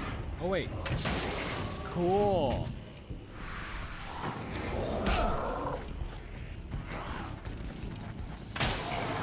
Nice.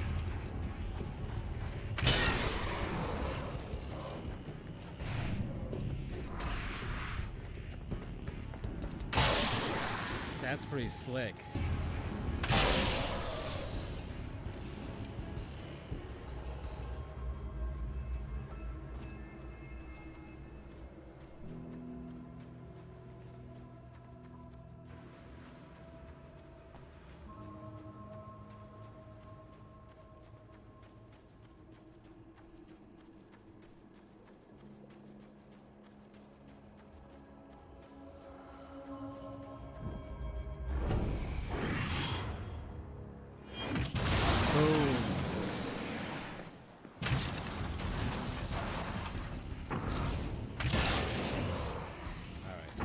Old-fashioned way. Whoa there, Joseph Gribble.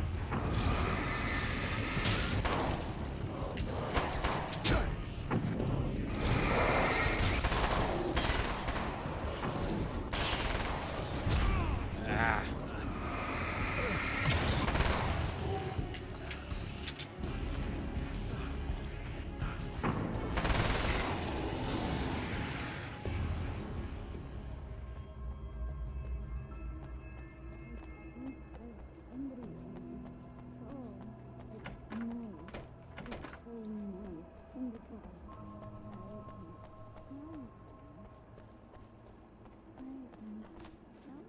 Turn lights. How the heck did I get in there?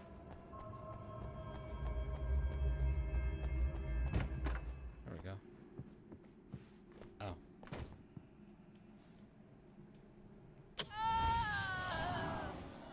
No, don't. Oh, it's not. It's you. Did you help me? Looks like you're feeling better now. Yes, I am. Thank you so much. I don't know what happened. There was this guy. Before you say anything, I know I look like him, but I'm not. Don't worry. You just don't feel anything like he does. He was in my head. I feel like I need to take 50 showers.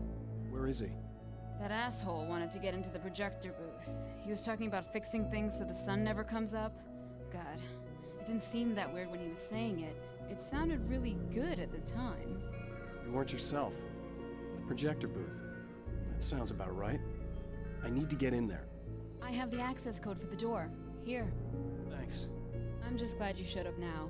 He said he'd be back after he'd arranged for some security.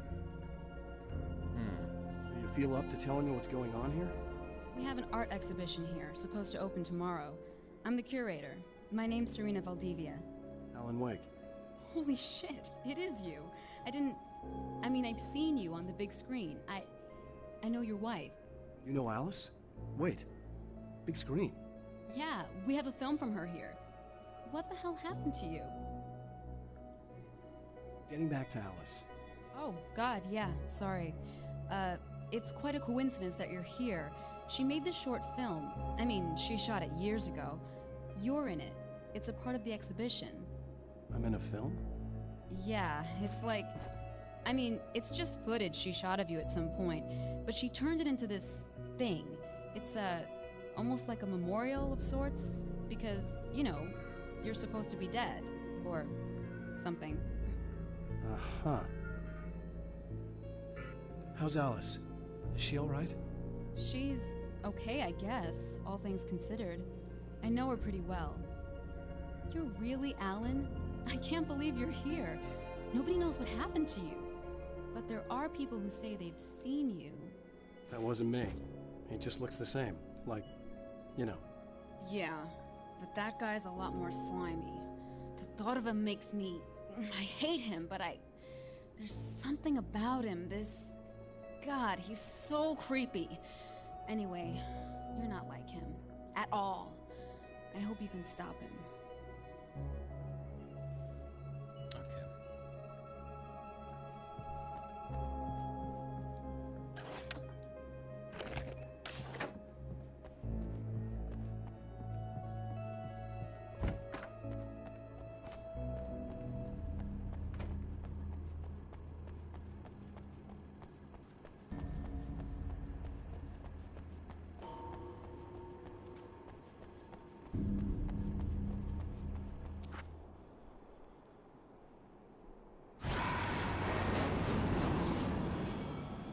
That's the security system?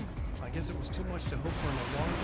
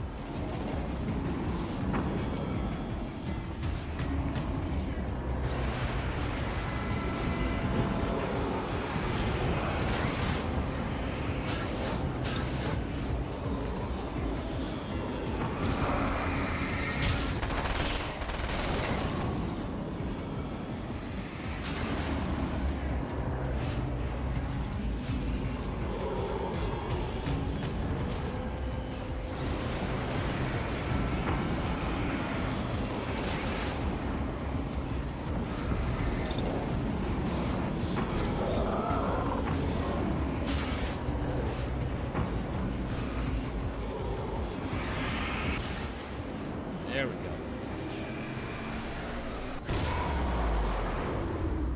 Whoa.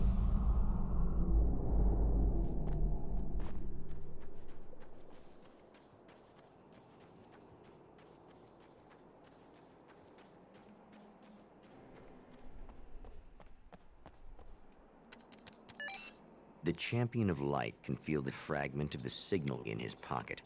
The weapon that can change what will be. It's incomplete, but it's all he has.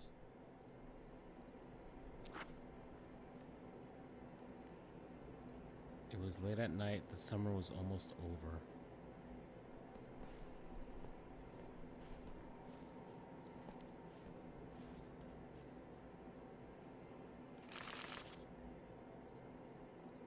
Summer was almost over. There we go.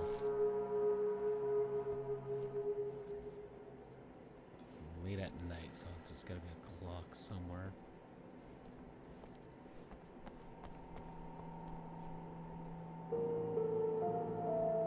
Oh wait, Death Rally. I actually have that game. And also have to play it as part of the Remedy verse, I guess. Oh, that's frickin' Thomas Zane.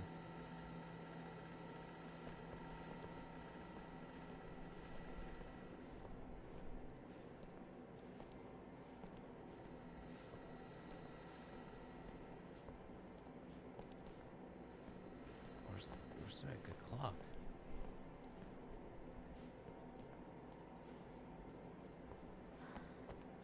Wait, let's switch.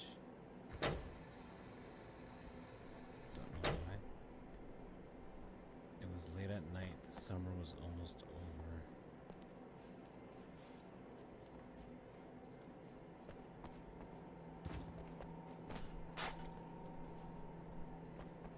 Oh, here we go, here we go, here we go. Nope.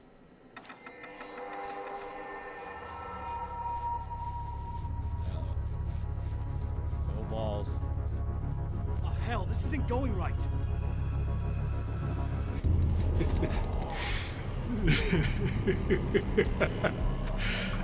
You've been up to something, haven't you? Too bad it's not gonna do any good. I'm a better you than you ever will be, and I've got all the time in the world. Everything you've got's going to be mine. Your life. Your wife! What are you gonna do about it? The sun's never coming up now. I can keep this up forever. Show yourself! Whatever you say, buddy.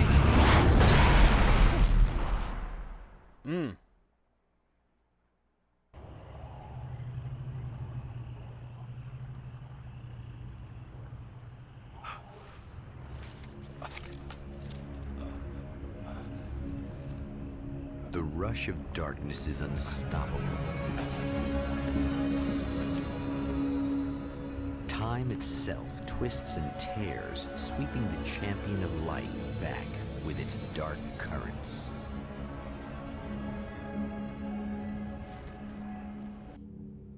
Again, he enters the world, but now he sees the trap for what it is, a maze that loops back into itself. I'm here again. He set me back.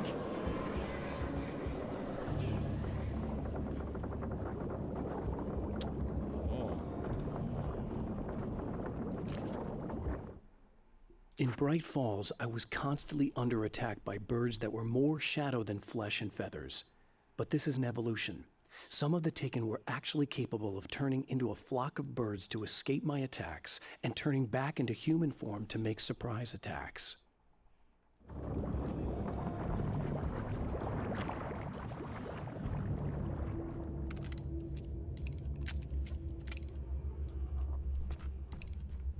Should stick with this for now.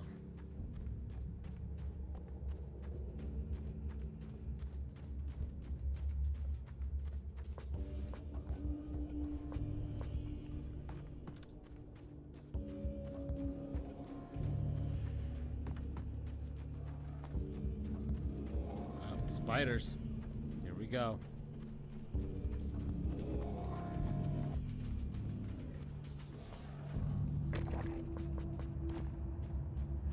So we're back at the beginning. Oh, not birds again.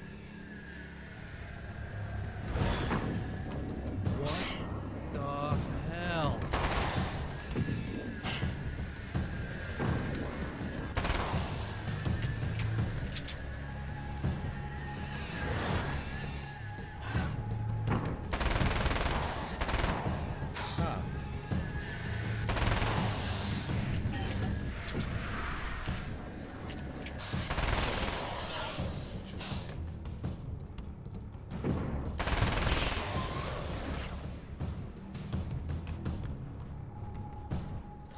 Again? Oh boy.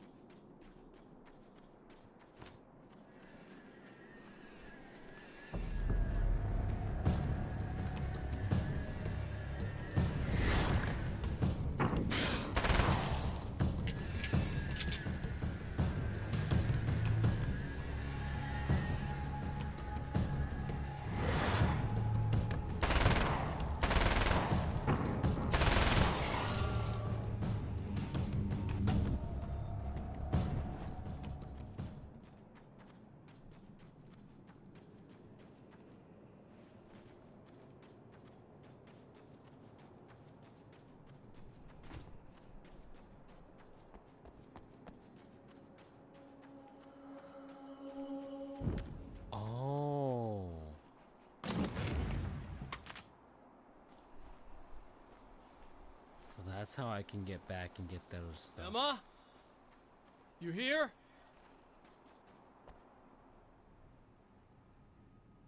Wow, it is you. I guess all of it really happened. You remember me? Kind of. I felt weird all day, like I could almost remember a dream I had, and then, just before sunset, I remembered the page. Yeah.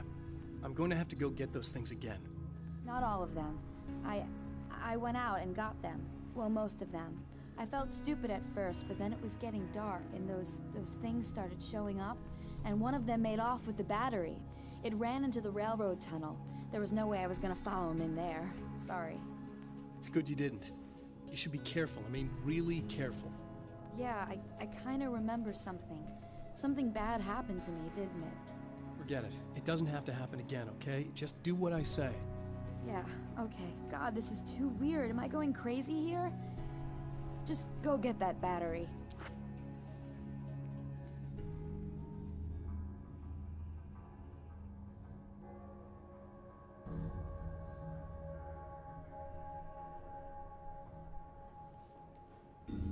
Try to stay calm. You're perfectly sane.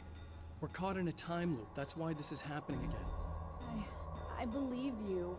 God, I feel like I might just lose it any second now.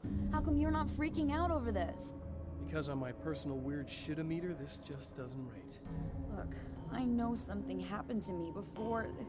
You're gonna be okay, if you just keep cool, okay? Thanks for getting this stuff for me. It's a big help. I hope so. Are you gonna make everything blow up at the oil field again? I have to.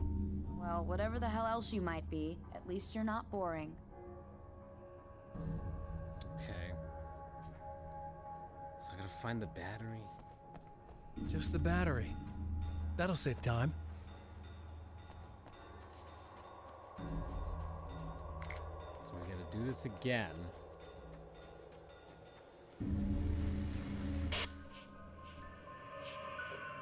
Okay. So this chick just came up to me and said she's my biggest fan. I know. They all say that, right? And she's giving me the eye. So I make a couple of moves. We have a couple of drinks. And then things start happening. But I say I have to go to the bathroom first. Uh-oh, right? She's got no idea. Watch this. This is gonna be priceless.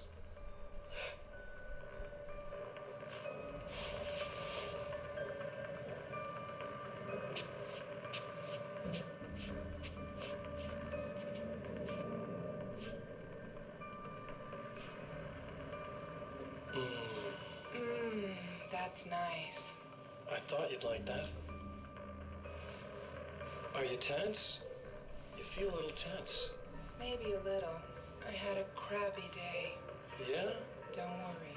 It's improving real fast. Yeah. Hey, don't stop. Whoa. It's just getting good. Watch this.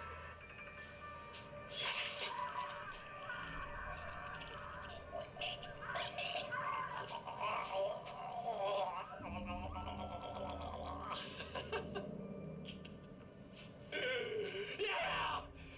Did you see that? Oh man, did you see her? Boom!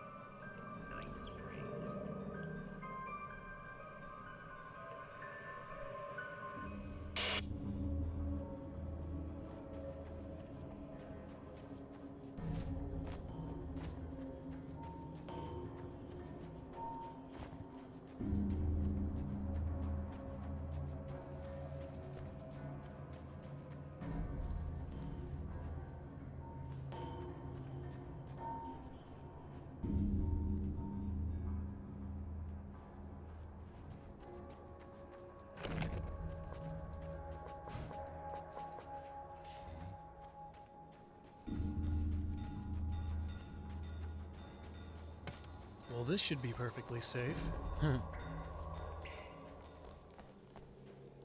Spiders.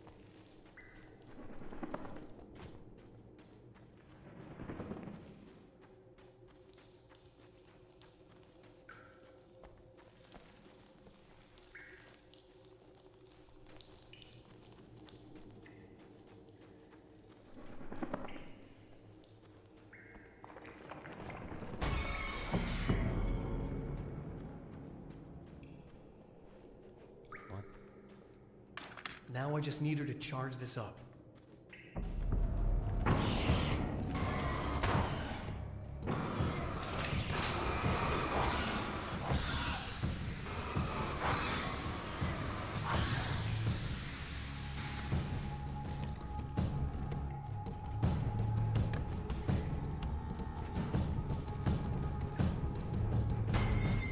Oh, here we go.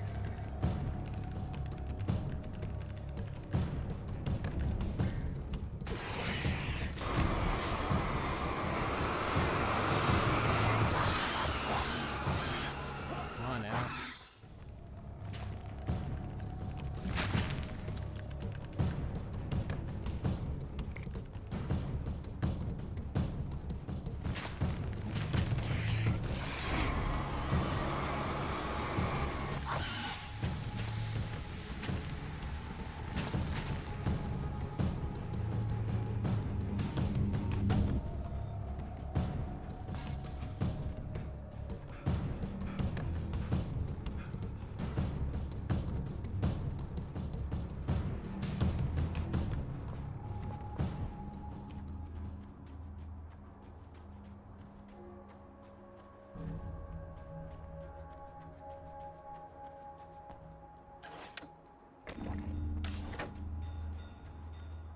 Found the battery.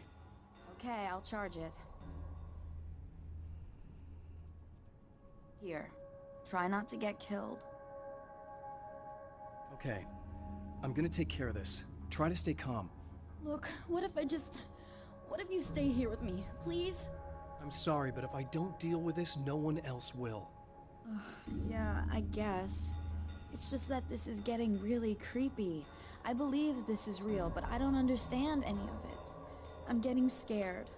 I can't believe you're so calm. I get scared, but I've had a lot of time to get used to it. That helps. The guy who looks like me is the reason this is happening. I caught up with him, but he swept me back here. Back in time. Yeah, it's a trap. We'll be doing this forever unless I can break out of it. How are you gonna do that? I'm working on it. I came prepared, but things got kind of scrambled when I arrived. I'm tracking down the things I need. Yeah, well, feel free to climb back into your DeLorean or whatever it is you do.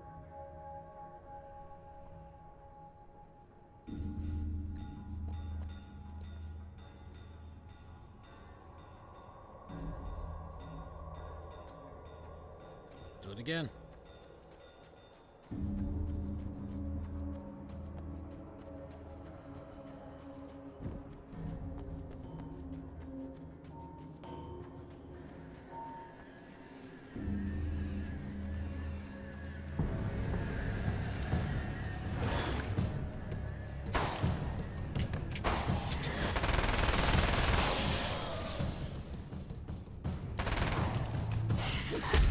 Come on.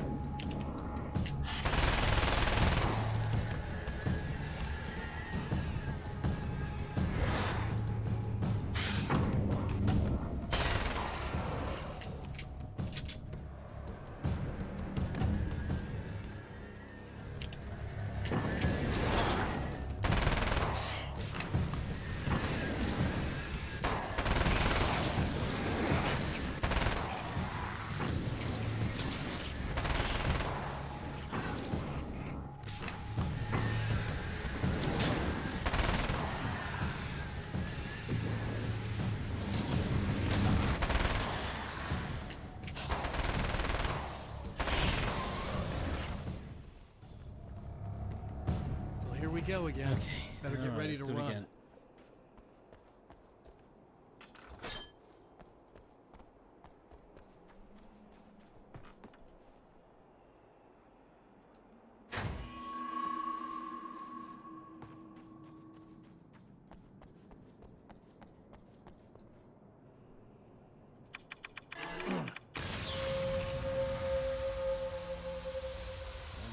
lights blinking, and let's put on the music.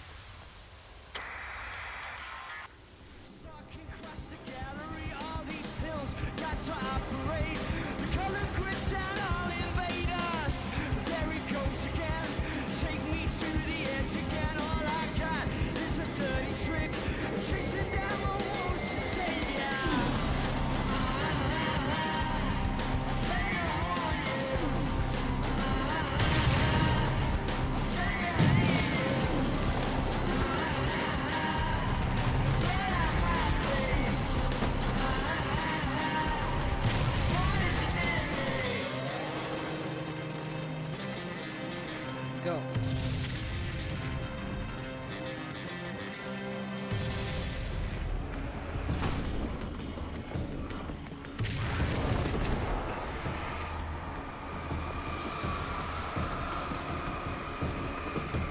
Could be in trouble. Better hurry.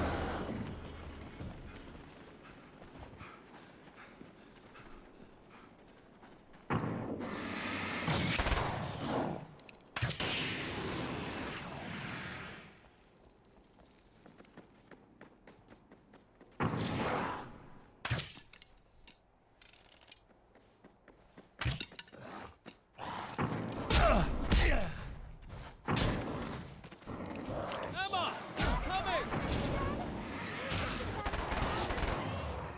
Stop the bad thing! Nothing!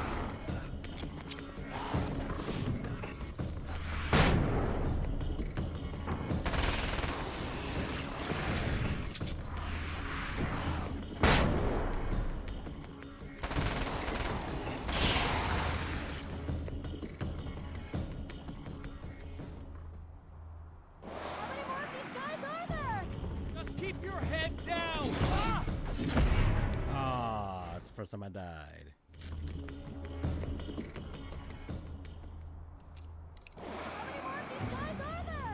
Just keep your head down!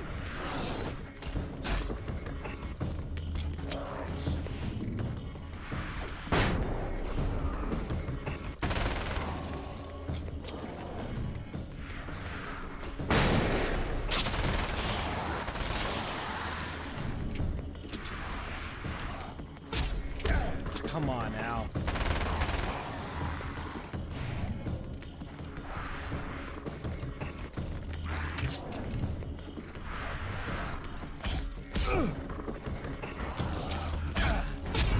Ah. The man is still slow on the thing.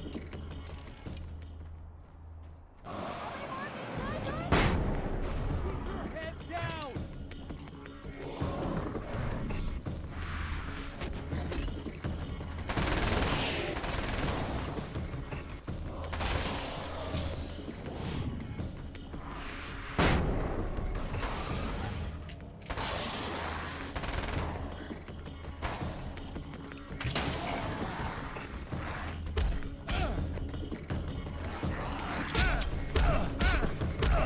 Really, Al? You had them hit you like 10 times?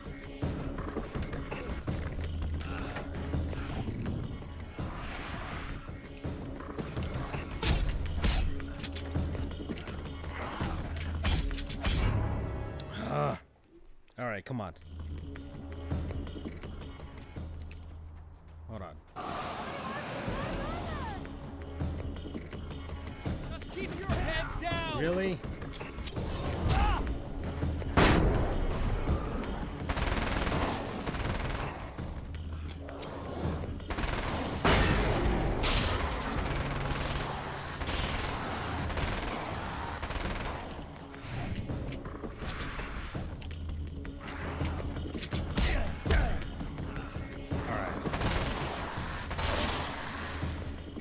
You know, Al's been doing this for like a decade, and he's still very slow on the frickin' draw. It's okay. It's safe now. I got a really bad feeling about all of this. I'm gonna need those keys to the diner now. There's a motel key there that I have to get.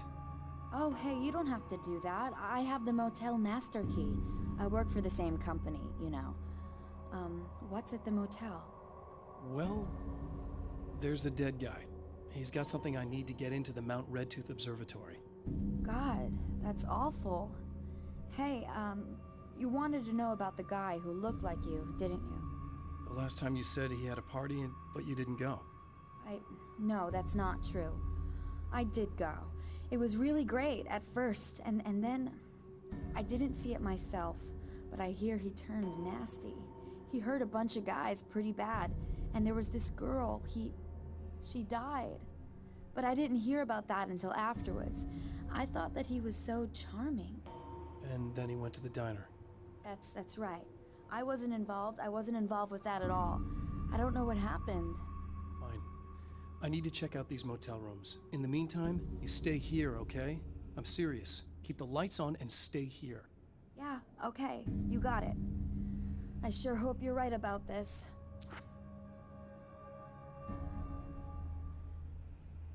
You're gonna stay here this time, right? Because the last time I didn't, and that thing, whatever it is, happened to me. Yeah. I don't want you to get hurt again. Don't worry, I'm gonna stay put. I don't remember what happened exactly, but I learned my lesson. Good. It doesn't have to happen exactly the same way this time around. You proved that much when you went out and got those things for me. I think you're gonna be okay. Let's hope you're right. Let's go.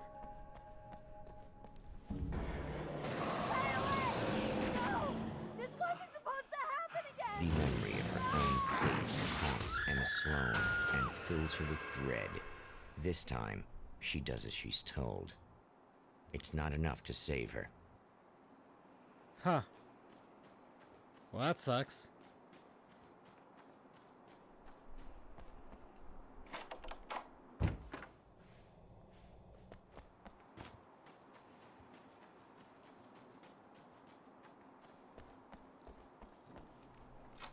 Last time I didn't go in here, right? There we go. Alice and Barry, my wife and my best friend, are easily the two most important people in my life. And they've never really gotten along with each other. I suppose both of them resent the other's intrusions into what they considered their domain. After I was gone, they maintained an uneasy truce. My book stayed in print, still selling, the licensing machine churned away. She was my wife and controlled the intellectual property. He was my agent and took care of the business. I wish they found more common ground than that. Oh.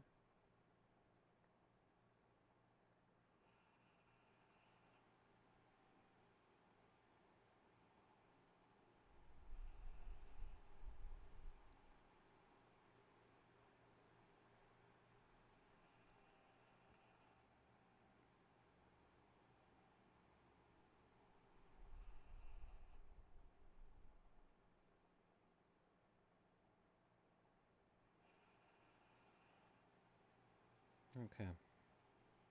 Well, let's keep going.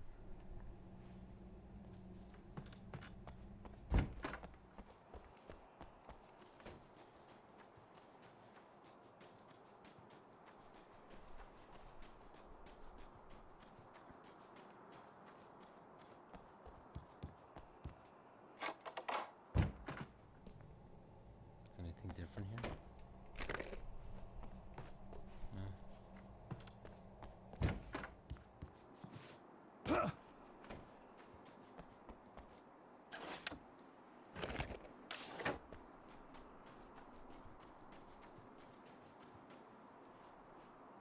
Okay, people, it's Eddie Rodman here with a few hours to kill, and there's nobody I'd rather spend them with. Nobody else in the whole world. Oh boy, that'll land me in hot water when I get back home, won't it? Well, just in case my wife is listening, and you always are, aren't you, baby? Let me tell you, you are the exception, honey, and the prettiest lady I ever saw to boot. But I'd really like to spend some quality time with you listeners, because, well, tonight's one of those nights. You're sitting in the studio and you kind of forget how long it's been or what day it is. You just sit here and go through the motions. You might as well have been here forever. You keep talking, but you don't even know what you're saying. It's like you're on automatic. You can't stop the ride and get off. It's times like these that I really wish that somebody would just call in and relieve my boredom. How about it? Anybody? Come on now, help a fella out. Our lines are open.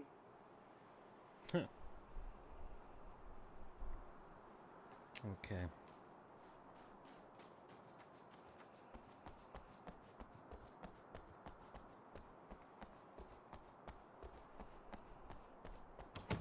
Where is it? Wait, which one is it? Which one's the one with the dead body? I was just in there. There we go. Okay. There's nothing else in here.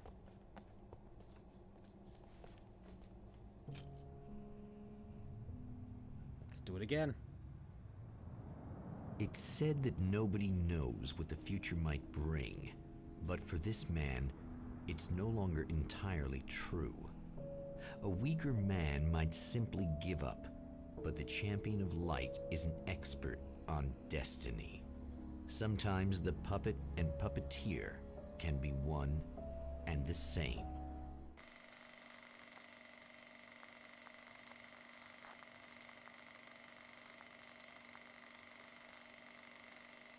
So I'm just doing the same 3 areas, different times? Seems like it. Mount Redtooth, its top littered with man-made eyes that stare into the endless depths of space. Tonight, the Champion of Light will depend on them to pick out a message from the ether.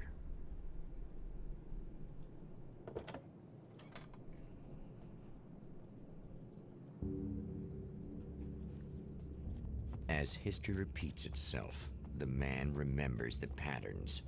He knows that he needs the missing part for the telescope.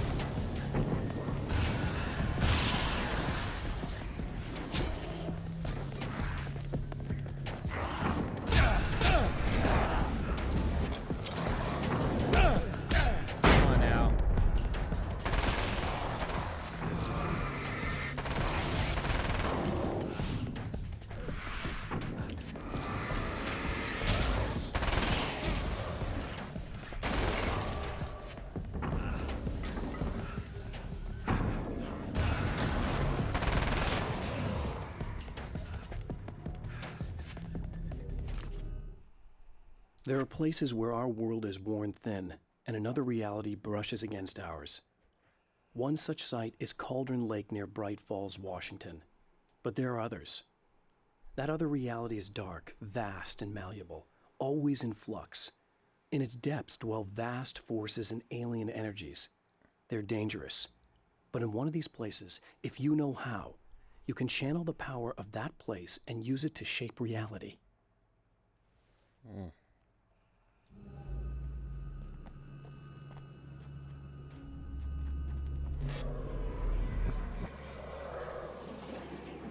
heck, guys?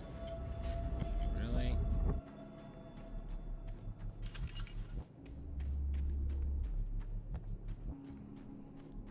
Oh. The darkness rose from the depths of Cauldron Lake and took Alice. It needed words. I will be back. It needed me to write its way into our world. She was leverage, a hostage. I complied, but with a twist. I put in a loophole that gave me a chance to fight back. I was hunted by shadowy enemies, but I faced the darkness. I fought it with light. I drove it back. I saved Alice, but it came with a cost. I was trapped in the dark place below Cauldron Lake.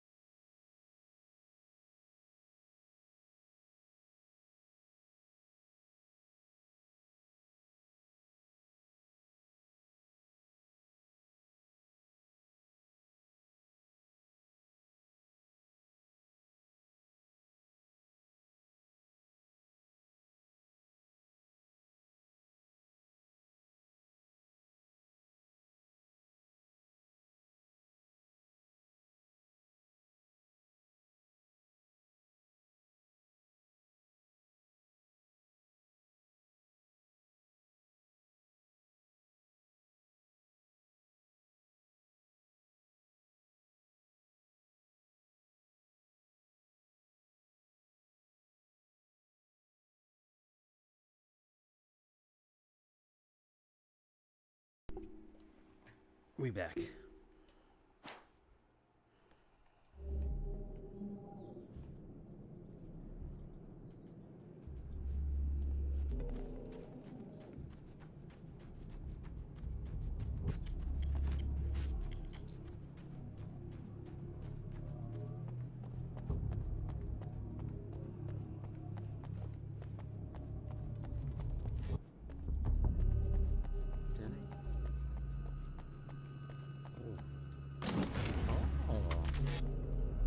Nah, I like the crossbow.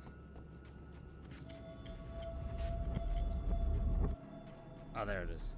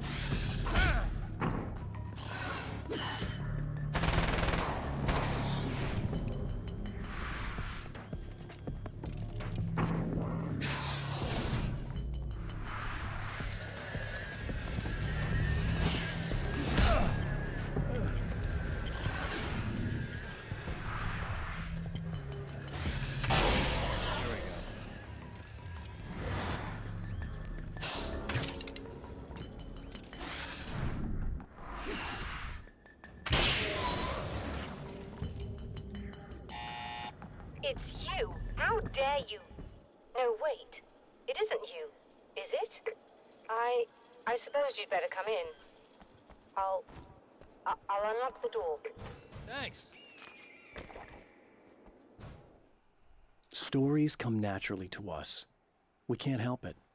There are many different worlds, many competing realities within our heads, fueled by books, television, even barely remembered childhood tales. There's an endless supply of fictional concepts more familiar to us than anything or anyone real. We have a far greater connection to the fictional characters we know and love than the random people we pass on the street. Our destinies and inspirations are shaped by lies, myths, and fables.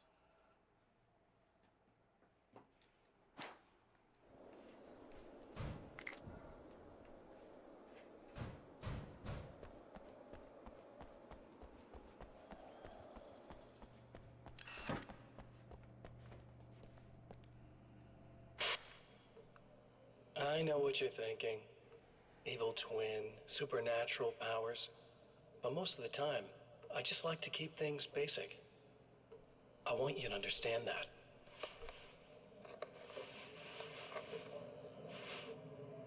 Like this. Need to get your hands dirty? No batteries, no moving parts, just physics. That's technology you can depend on. It's a classic. Speaking of classics, you need to be careful with this one, though. If the victim suddenly twists, you might end up cutting yourself. It's not really a workhorse, but I'm a sucker for this style. Now this is more like it. You've got slip-resistant grip. Believe me, you really want that traction once you're wrist deep in somebody. The blade's stiff enough so it won't open by accident in your pocket, but it's still really easy to open with just one hand. Now that's a big thing for me. I know what you're thinking. It's too big, too heavy. But sometimes you just need the extra oomph. If you're talking intimidation, this is gonna do the job. Also great for dismemberings and whatnot. You know, the messy jobs. I can't tell you how many things I've MacGyvered with this stuff.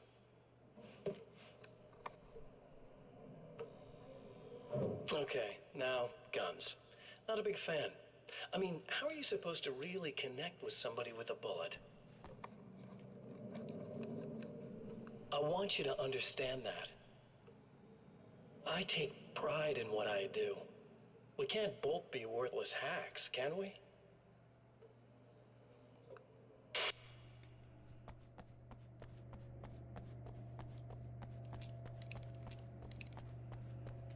You'll have to forgive me, but this feels very strange.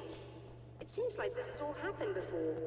I have the replacement part for your telescope, Doctor. All right. Let's get it installed.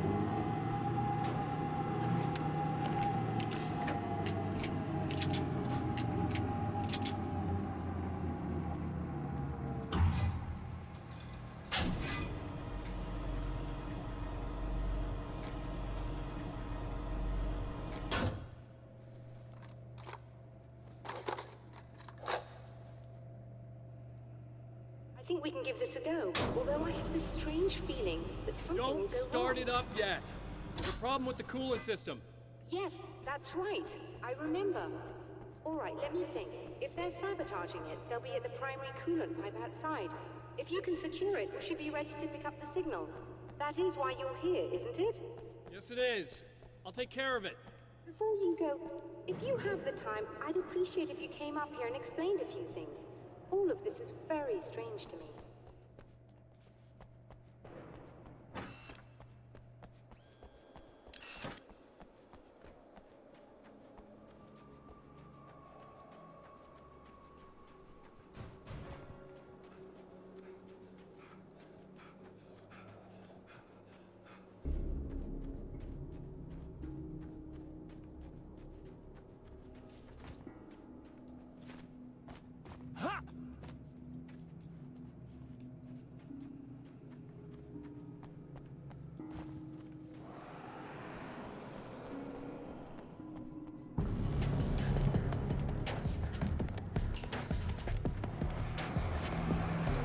This part is different.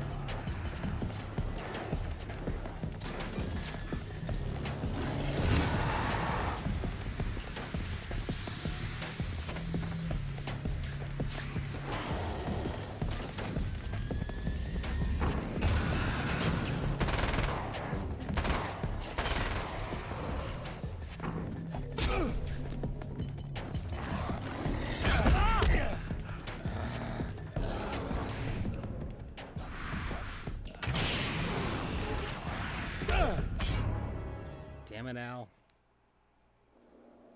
All right.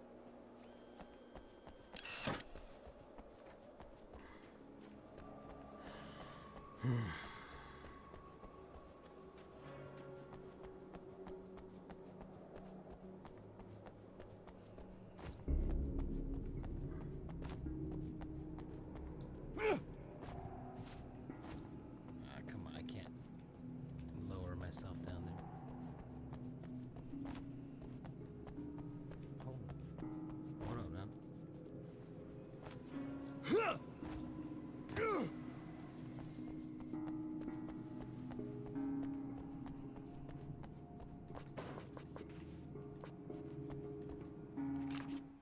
I've seen the enemy, and it's me.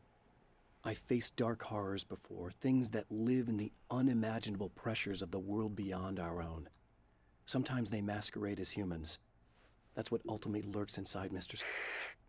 He's every mean-spirited tabloid story about me, an evil caricature, a creature formed in that vague territory of misconceptions, half-truths, and the dark imagination of people who heard a story about me. An urban legend made flesh, a serial killer, my dark half, brought to life by the power of Cauldron Lake.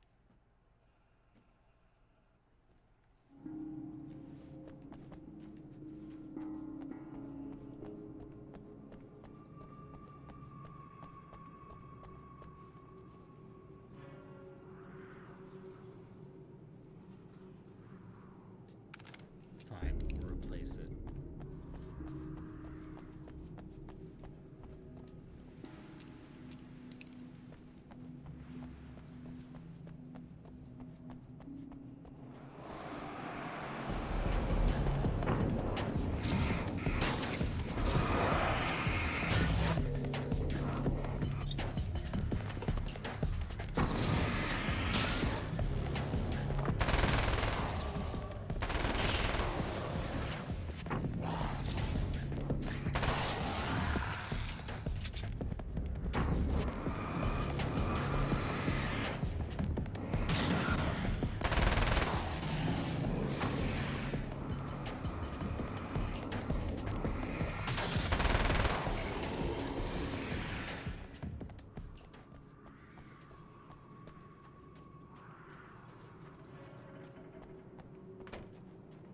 These beings hate the light, am I correct? You should be able to turn on the lights and secure the area that way. Doctor, can you hear me? I think we're good to go. There we All right. go. I'll start looking for the signal. Please, head back.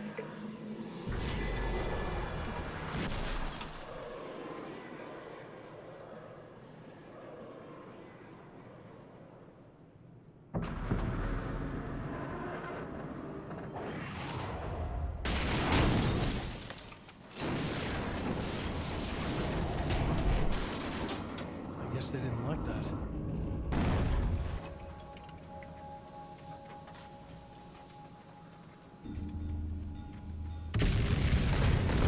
Damn mountain's trying to kill me.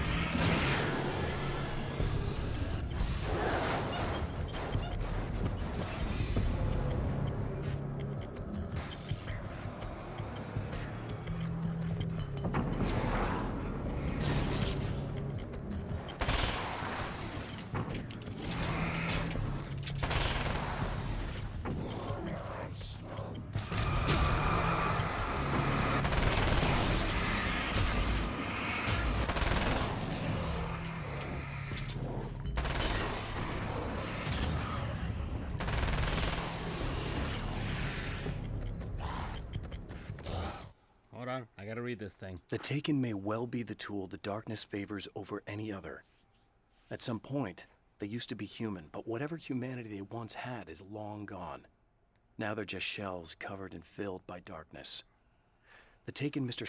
throws at me are more grotesque and varied than the ones I first encountered in Bright Falls. But I know how to deal with them. I'd be lying if I said they don't frighten me. But I've survived worse.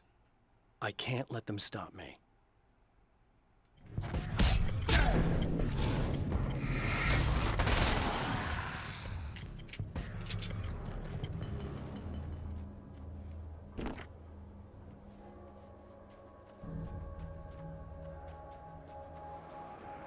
Let's go. Ain't done yet.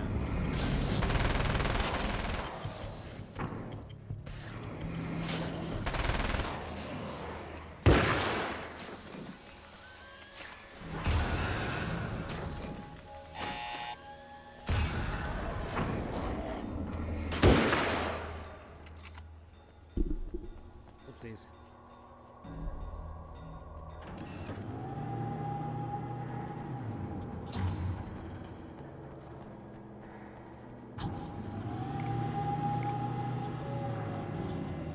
It's working. Please, come up here.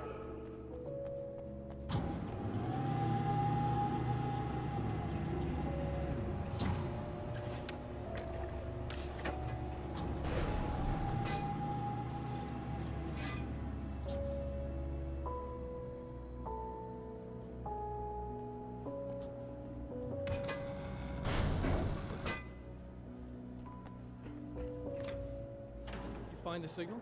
Yes, I don't think it's quite the same thing we had, the last time. Still, we're definitely picking it up. Are we getting the complete signal now? I'm afraid not. Take a look at it yourself. I'm printing out a hard copy now. I'd like to ask you a question or two before that, though, if you don't mind. What's on your mind, Doctor? Most people would find these events extremely disturbing, provided that they survive these creatures, that is. You seem to be quite adept at dealing with the situation. Why is that? Yes, I was involved in... It's a complex story. I was in this small town, and a horrible thing from another dimension kidnapped my wife and manipulated me into writing this horror story that came true. I learned to fight it with light, and I managed to contain it and free my wife. But I was trapped in its world. Are you serious? Absolutely. So, I'm used to reality working in strange or even impossible ways. And I fought these things, not exactly like this, but close enough for a good while now. Of course, I have certain advantages. Was there anything else? What did you mean when you said you have advantages? At the risk of sounding like a lunatic, reality is much more fluid than people think. It can be influenced. I didn't take you for a mystic. I'm not. I'm a writer. And under certain conditions, I can, for lack of a better word, rewrite reality. Change things. That's absurd. But it works. Assuming I believe this, why don't you simply, I don't know, write yourself some superpowers? It's not quite that simple. You need to follow certain laws of drama, I suppose. You need to think about consistency and symbolism. Often what you write isn't anywhere near as important as what you imply. There are things out there that will take advantage of your mistakes. You really believe in this? Don't look at me like that. You've experienced some of this yourself. I will gladly admit that something exceedingly strange is going on. But this idea that you're somehow altering reality with your writing is ridiculous. You're essentially saying you're controlling my actions. Leaving aside the rational arguments against this, what gives you the right? Well, it's more like having a destiny. A path you're on. You're not aware of it, but there it is. If somebody changes it, what difference does it make? It's what every writer does. If you write something that affects one of the characters, they don't really know about that. I'm not a character. Are you saying that it's all right to take advantage of someone if they aren't aware of it?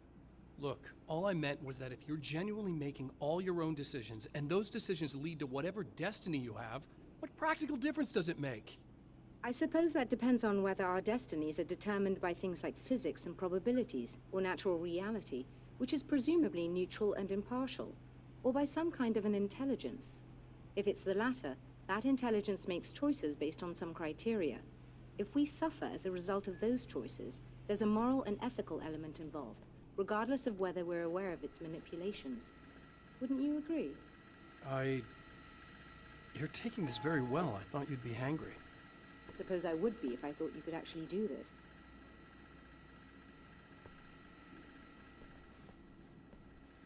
Another printout. Another signal fragment. The message is still not complete, but it's another piece of the weapon he has built against his adversary. Mere words on a piece of paper, but in the right hands, they will hold back the darkness. Okay.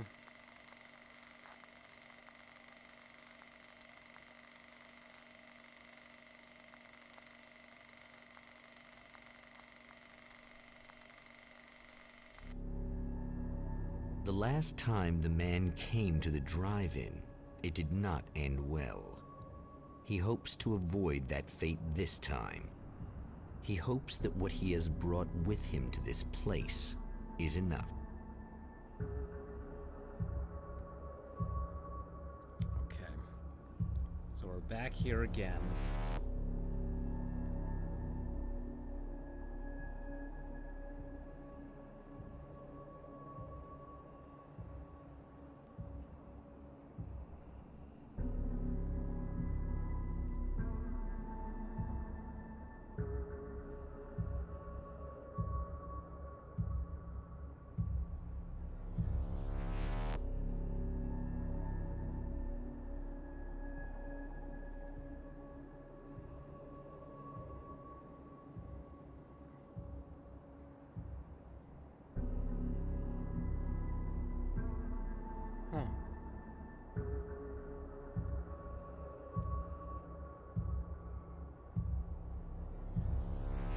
More than halfway through this game. I might as well finish it off in one shot, I guess. Ugh. Serena's probably out of her mind again. But I'm gonna need that key so I can get the power back on. To change the world, you must craft a blueprint for the new reality. Any work of art will do, as long as it's a genuine act of creation. That's what the energies of the dark place respond to. The results may be subtle and perplexing, or far-ranging and momentous. My area of expertise, the written word, gives much more precise results than music or interpretive dance would, for instance. But words can be extremely dangerous. What you define may become reality, but so can that which you imply, even if you don't realize you're doing so.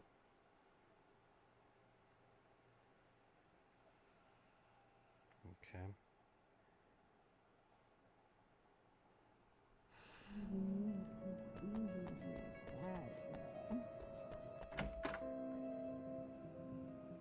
You again? I'm really just here to get the keys so I can get the power back on. Do you want to hold me down? It's okay. I know you like that. Yeah, I'll just grab the keys. I could be like your wife, little wifey, waiting at home for hubby. Or you could be the mailman, or the neighbor. I'm already married to someone who isn't crazy, thanks. I'm just gonna go and get the power back on. Aww. Look, I may or may not be back. I have the access code to the booth already, so once the power is on... You should totally come see me. We could have fun. You know. We'll see how it goes. You should sit down or something. Try to stay calm. I don't want to be calm. I want to be nasty. I want to be nasty with you. Yeah, okay. You could do anything you want. You can use my... Let's not even go there. I was hoping that you'd remember more, but I guess that was too much to ask.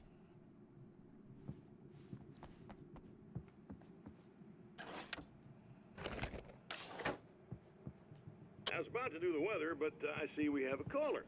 Hey, you're on the air with Eddie. What's up? Hey, Eddie, it's Ricky. You talked about fate before. You think about that a lot? Not a lot, to be honest, but I take it you do. Oh, yeah. Oh, yeah. Any conclusions you'd care to share, Ricky? Well, we've got free will, right? That's in the Bible and everything. Yeah, right, sure. So free will, right? Am I right? I mean, if we can do what we want, how can there be fate? I mean, you don't know what's gonna happen next, so there's no fate. There's just people doing stuff. Well, I don't know, Ricky. I don't suppose you have considered the possibility that we're all here in the service of a greater purpose, incomprehensible to us, and that what we take to be freedom is nothing more than the move of a pawn on some cosmic chessboard, limited in scope, subject to the whims of unseen players, existing only for their entertainment. Or perhaps we're just a twisted reflection of actual events that can happen elsewhere. Could it be that such is life in Night Springs? Dude, what? Food for thought, Ricky. Food for thought.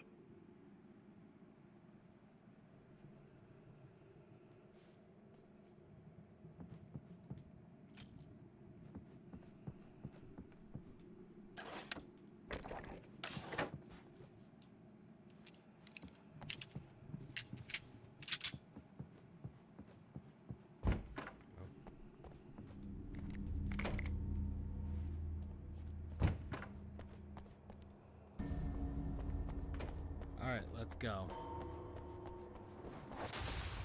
Are you getting it yet, genius?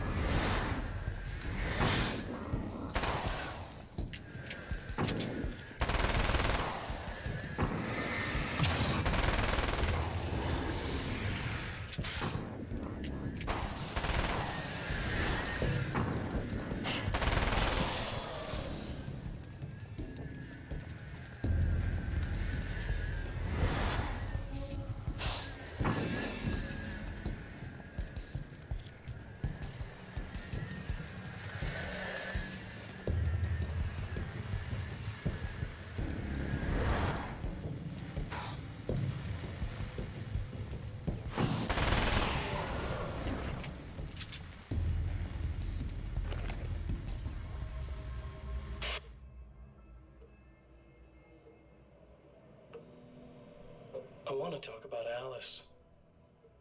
Just look at her. She's really beautiful, isn't she? Your wife. Well, our wife, really. Just my wife soon. Don't worry. I'm not gonna treat her like the others. She's special. If I wanted her dead, she would be. I've been around for a while now. So talented. You haven't seen her new work, of course. Oh, it takes my breath away. Really, she's that good.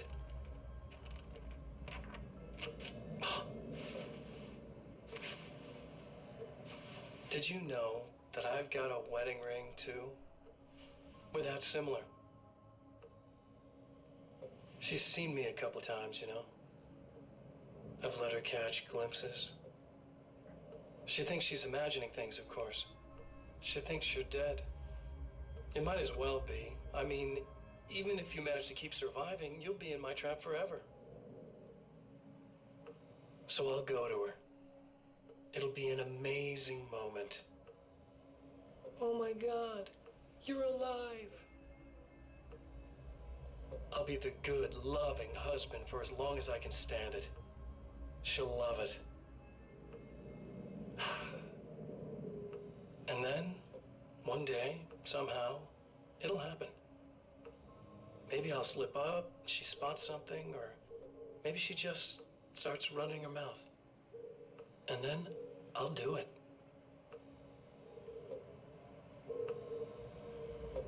It's gonna be sweet.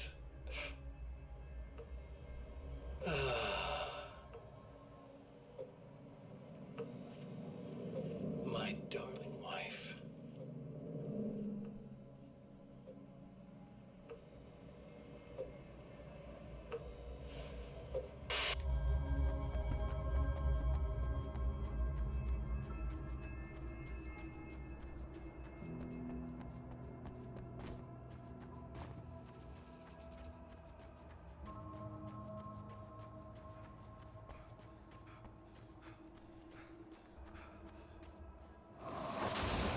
You're like a little hamster in a wheel.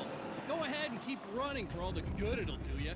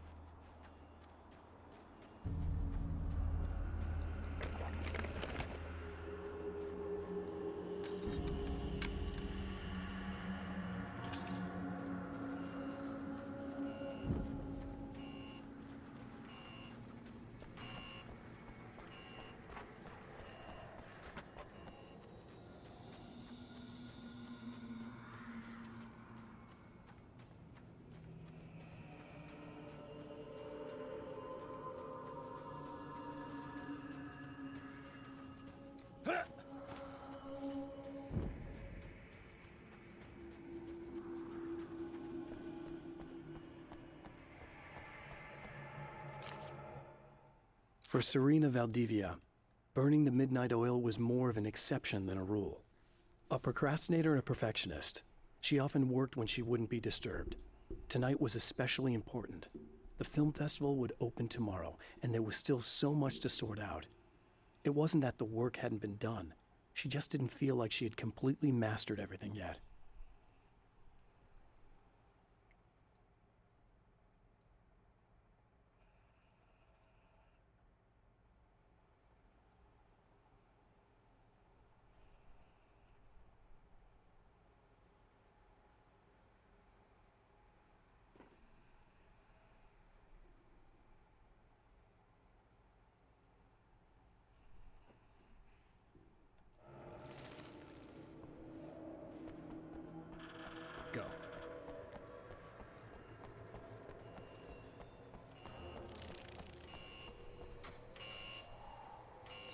spiders.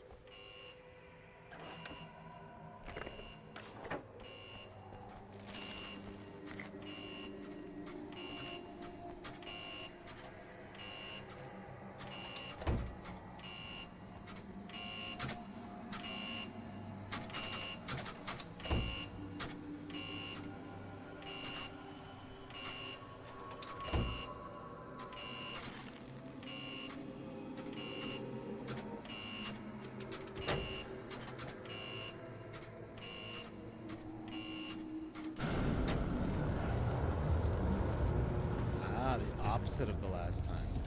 Spiders.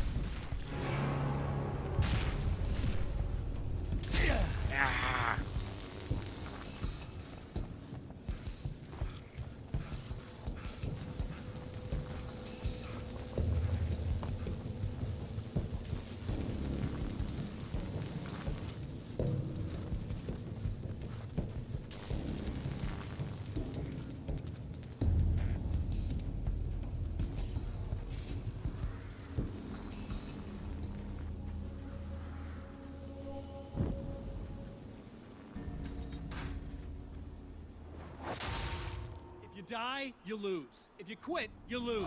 If you make it to the end of the loop, you still lose. Sucker.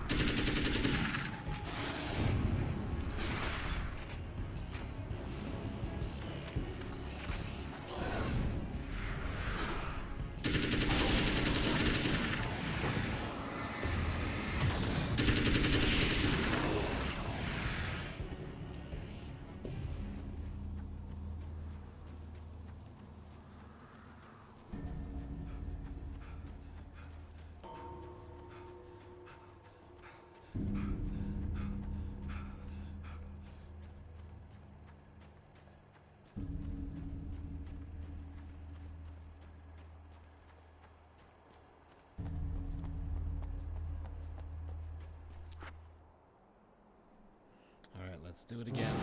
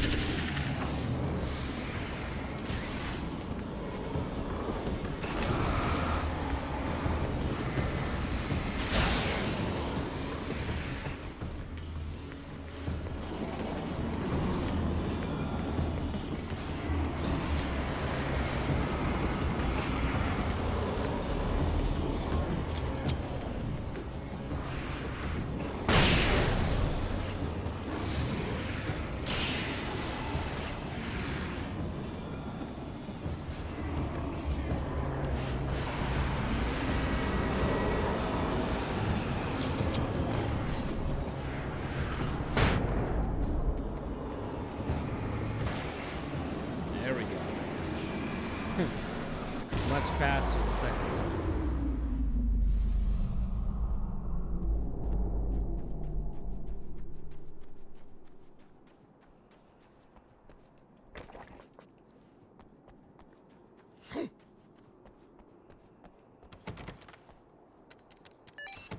The Champion of Light knows that the time itself is about to end. At least for him. He can feel the dead end rushing towards him. But there is time to act. Incomplete or not, he has the weapon. I don't have the whole thing, but maybe it's enough. It was late at night, the summer was almost over. There was a film noir poster visible. A spotlight illuminated the red fire extinguisher. Interesting. I'll have to find the red fire extinguisher.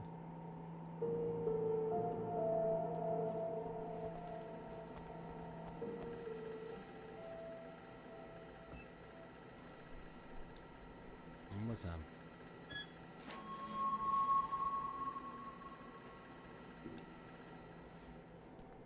The poster.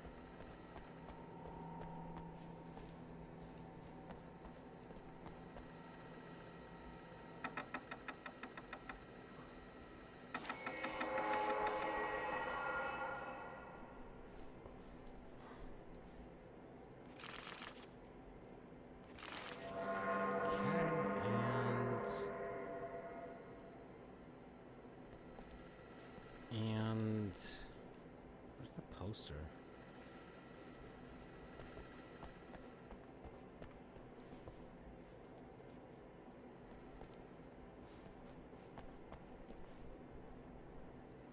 There was a film noir poster visible. This one?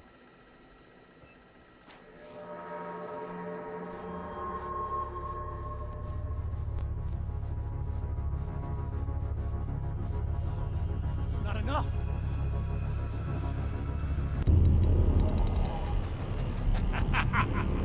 You're trying to be cute, aren't you? I didn't visit What the up girl. to? It's a waste of time, buddy. You should just lie down and die. Let me take over. This is the only thing you've got coming to you. From here to eternity. No matter how many times you come back. He's going back.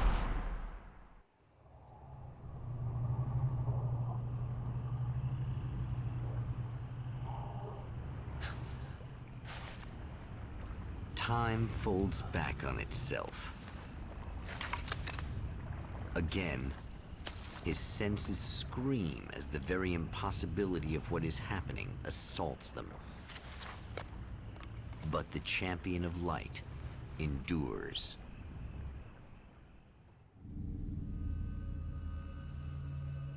Each time he gets a little closer. Each time another detail falls into place. Now the trap works against the Herald of Darkness.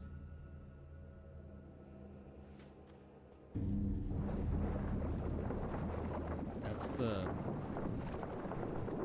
top of the cabin from Cauldron Lake.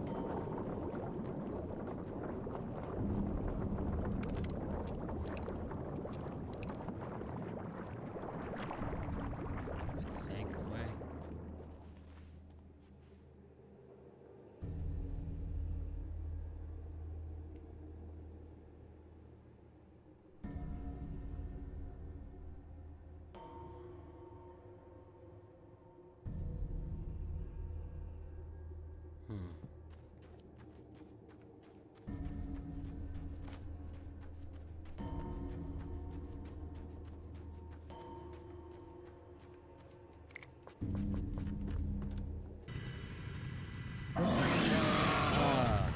There we go.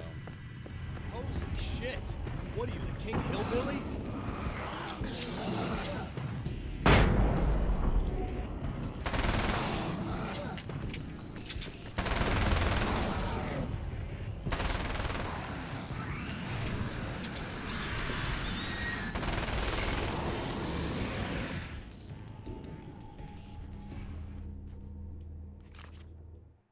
Tor and Odin Anderson, old gods of Asgard. I still don't quite know what to make of them. I know they used to be rock stars who modeled their stage personas after Norse gods. I know they're old. I know that in their day they fought the darkness as I do. I know they're demented and insane, ravaged by age and self-abuse. But there's something in them, something powerful that took hold when they were touched by the powers beyond. A thing that goes far beyond just stage names. Something godlike.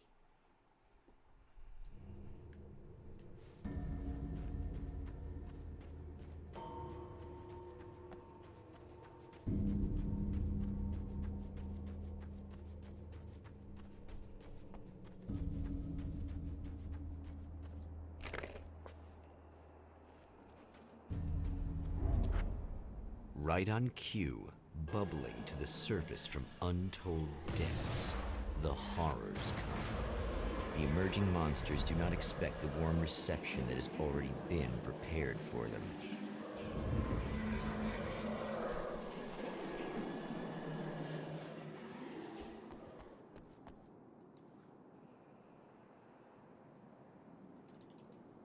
Come on.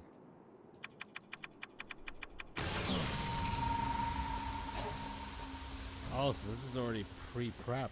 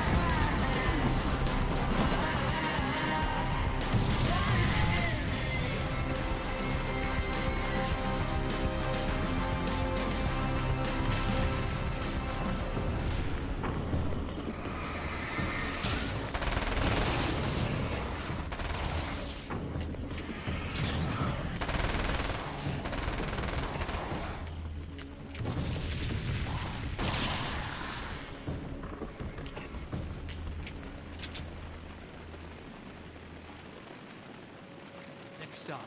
Saving Emma.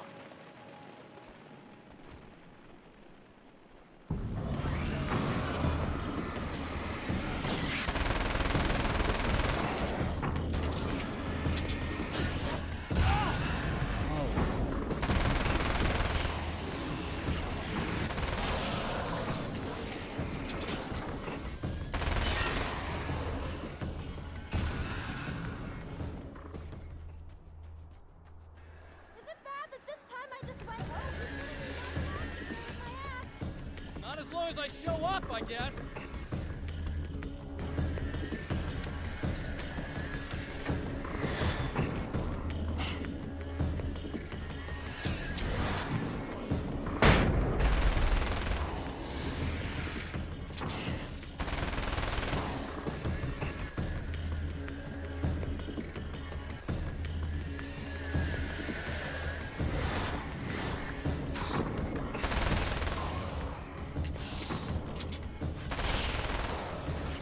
Clear now.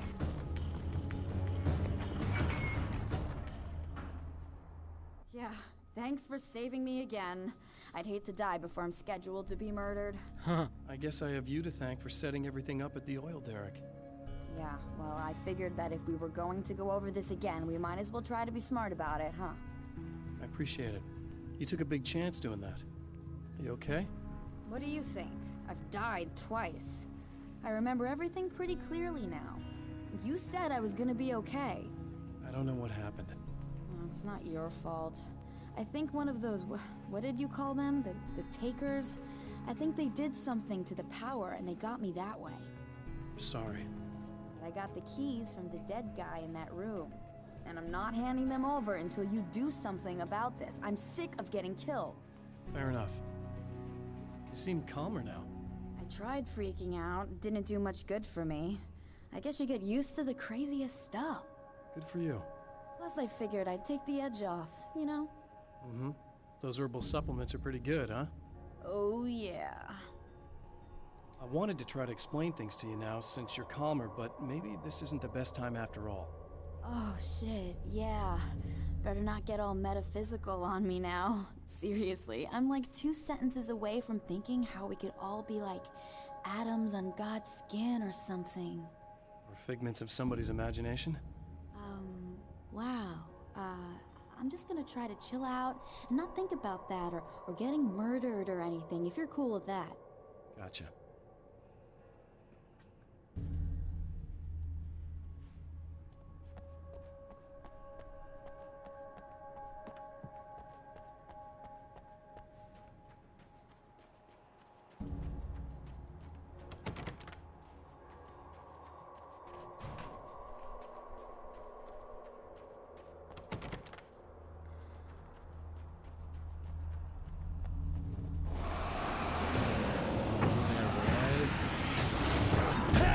Come on, not fair.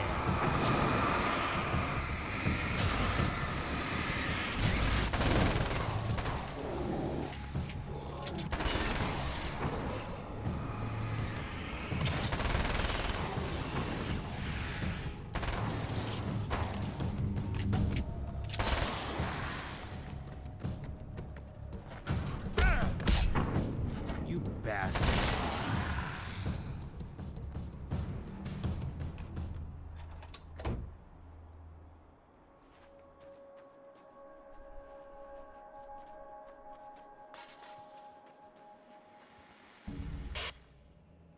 So I've been thinking about Barry.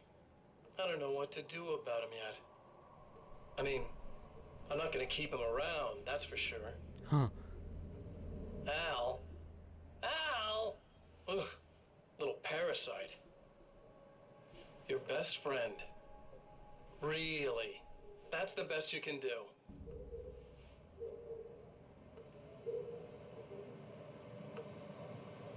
I actually kinda like the guy. He's a plucky little butterball. He plays the clown. That's a hard road to take. But I don't need him sticking his fat face in my business. Did you know he's been hanging out with the sheriff from that shitty little town? They keep in touch. Barry's about the only guy who insists that you're not dead. How about that?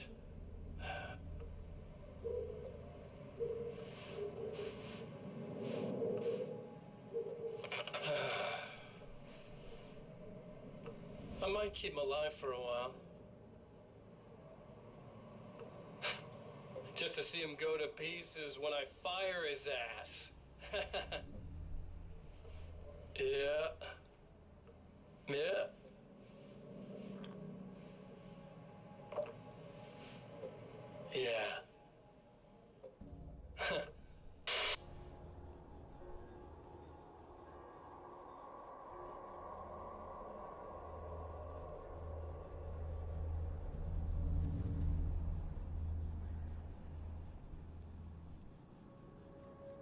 Okay.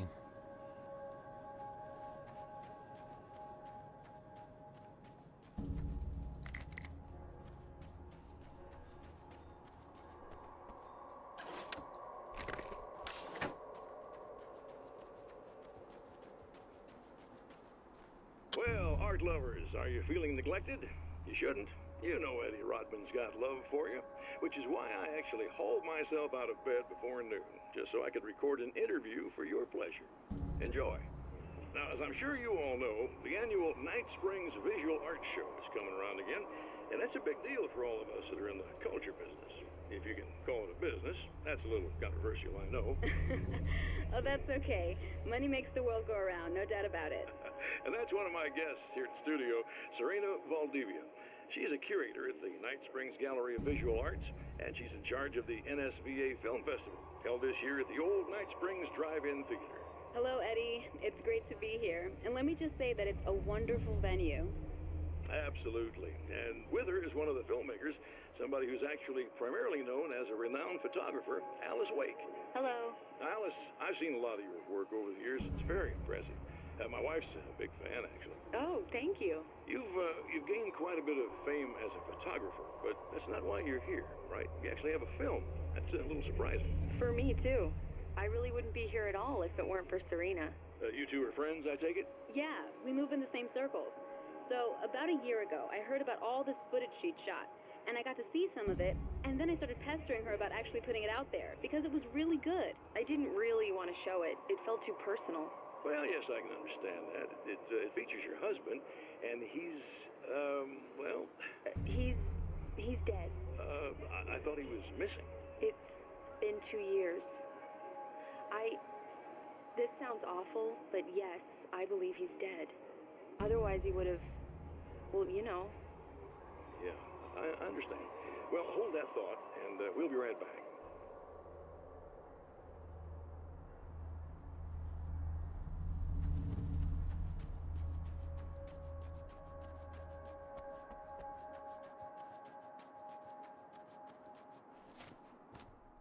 Okay.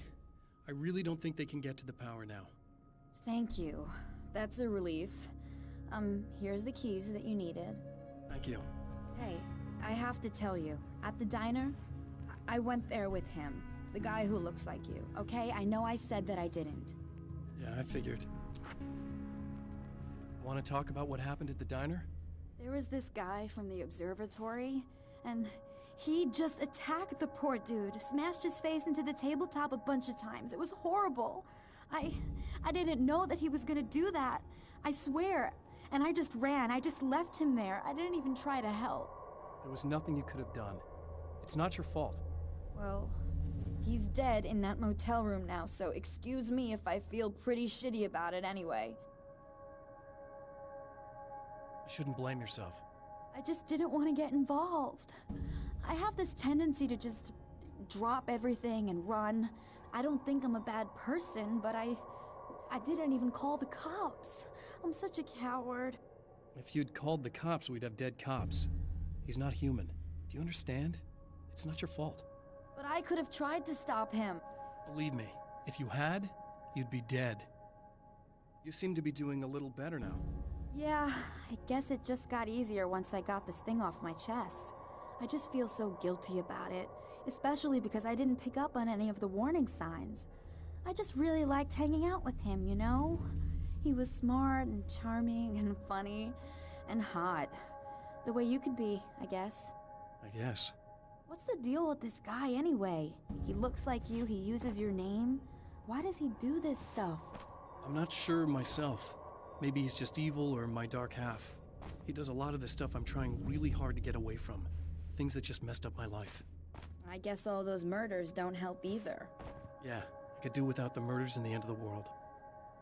Listen, I need to get going. Yeah, go. I think I'm good now. I hope. Good luck. If it all goes well, maybe this is the last time we meet like this. God, wouldn't that be great? Just keep those lights on, okay?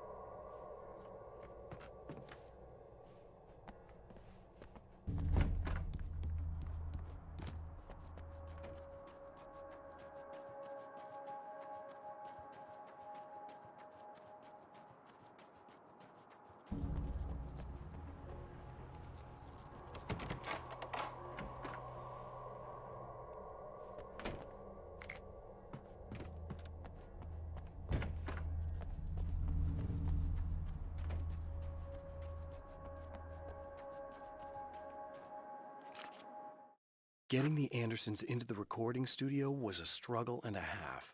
But once they actually picked up the instruments, something happened. They were two old men, and they weren't. They were doddering bags of bone, and they were barely contained power. And there was music. Barry rubbed his hands together. He knew how to pick a winner. Now all they needed was some direction on how to make things a little more modern. Barry had never produced a thing in his life, but he knew what he liked. He knew Balance Slays the Demon was going to be a hit.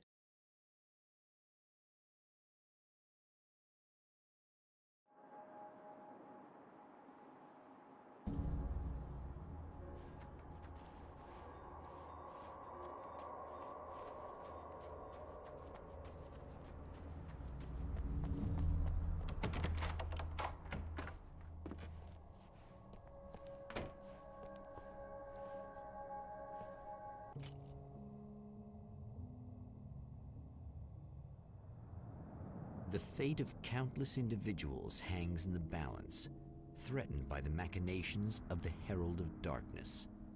And yet, for a moment, the Champion of Light breathes a little easier. He has saved one life. For this moment, it is enough. And soon, perhaps, he can put an end to this.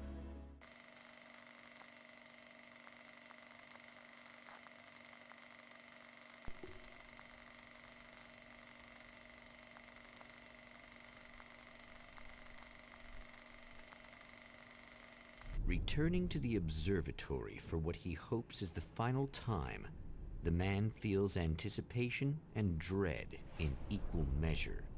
Soon, he knows, he will have what he needs.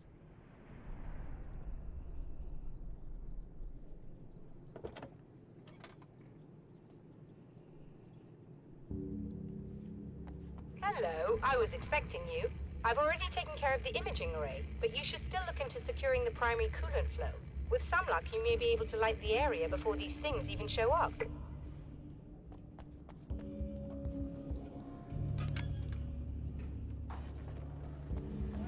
Okay.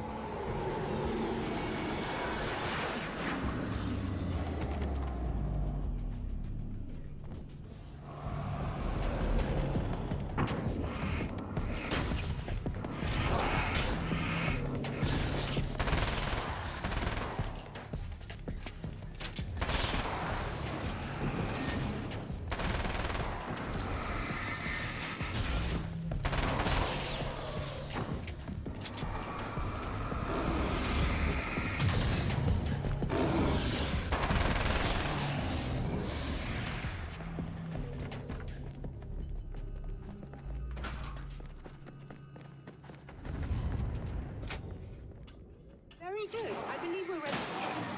Nice. Be right there, Doctor.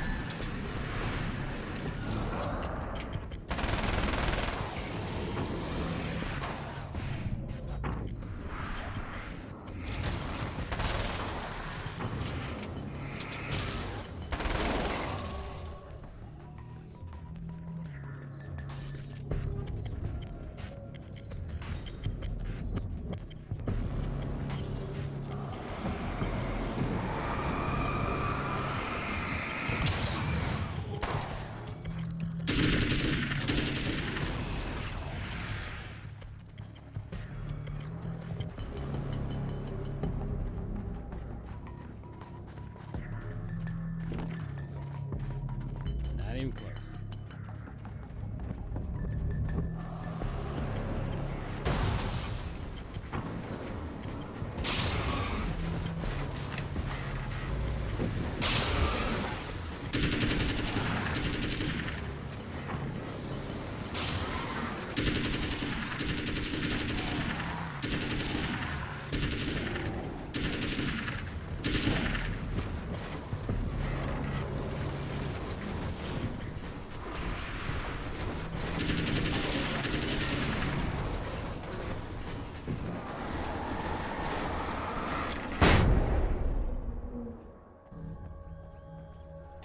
Come on in.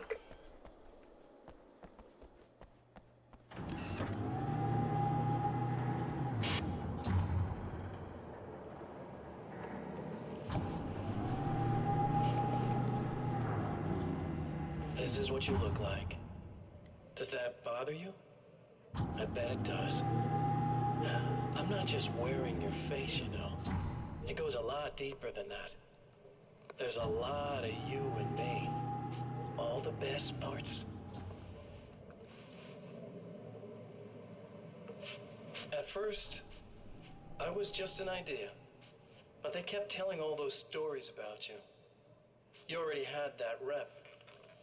And then you disappeared mysteriously. And then, the stories about bad, crazy Alan Wake came true.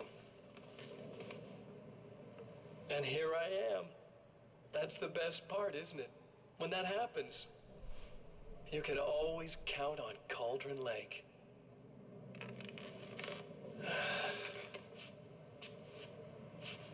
I'm just as real as you are. And I'm the improved version.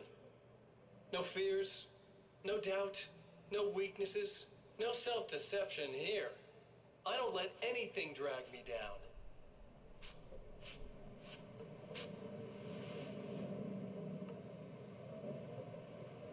I know you like I know myself. I know it bothers you that I'm like this, that I use your name, crawl my way into your life. But I only do it because I'm better at being you than you ever were.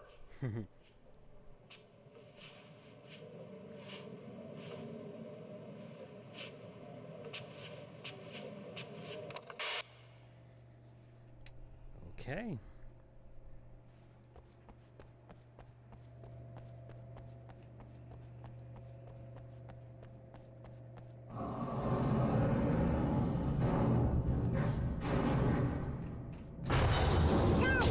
We need to protect the telescope or we can't complete the signal.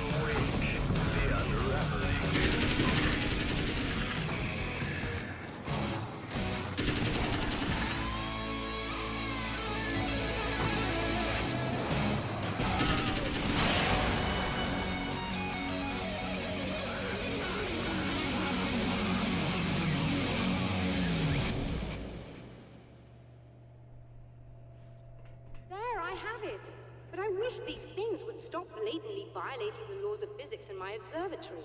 That's just rude. Are you all right? I'll live. I'm glad. I'll send the lift down to you. I remember our previous encounters very clearly now, but technically, if this really is a loop in time, we've never met before. I don't know why our awareness persists, but it's bloody fascinating.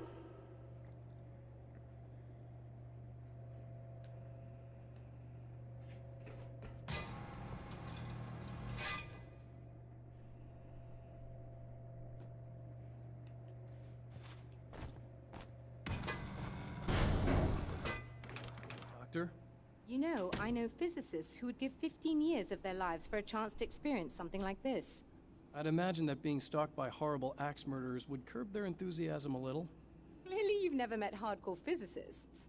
I'm glad you're in such good spirits, but... The signal! Yes, it's completed. Finally. If all goes well, this should be the last time we go through the loop. You know, I just realized that I don't have any memory of what happens after you leave. What does that mean? I don't think it means anything. If everything goes well, you just keep going. I don't show up here like this again, no more bad guys. Things go back to normal. Let's hope you're right. I'd love the opportunity to look into this in more detail. Looks like you've accepted the situation. I'm a pragmatist. If this is a delusion, at least my first psychotic episode is anything but boring. Really, Mr. Wake, at the end of the day, I'm a scientist. I love mysteries. I love not knowing. Whatever else this might be, it's absolutely fascinating. I wonder how far this reaches. Is everybody in the world experiencing this? Who knows? I think reality's probably pretty fragile right now. Doctor, I can see you're very enthusiastic about this. I'd appreciate a bit of discretion. Are you suggesting that we should suppress this? No. You can do what you like, but I want you to leave me out of it. But surely, with the things you know, the things you've experienced, you can replicate any of these results. We could— Let me be blunt. If you drag me into this, I'll deny everything. I'll lie like my life depended on it. And writers are damn good liars. Word of advice. This is things man was not meant to know territory. You get into this, chances are you'll open up a door into a world of hurt. Believe me, I know. I see. Yikes. In a strange way, he feels at ease. He is armed with his own words, and when the time comes, they will be enough or they will not. For now, he's content to let the currents take him toward the final confrontation. Oh.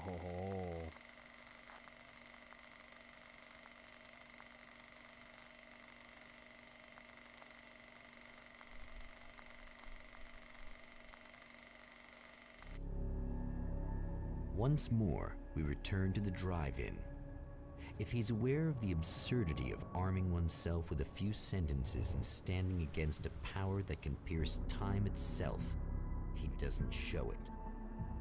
The man has his share of weaknesses, perhaps more, but cowardice is not among them. Oh, we went straight to here. Oh, you got yourself a little plan, do you?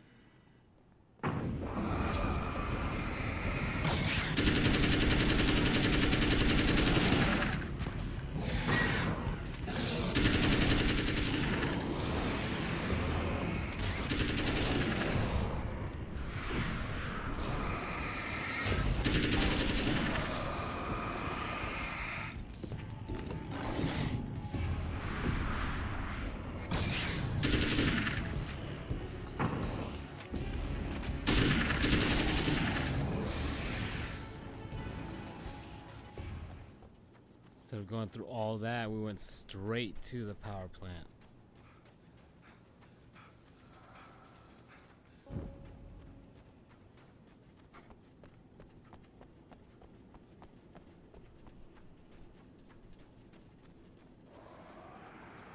Let's go.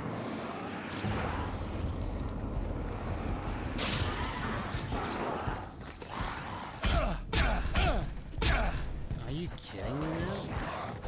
Well, first off, how do I not have a single flare? I guess I don't. Huh.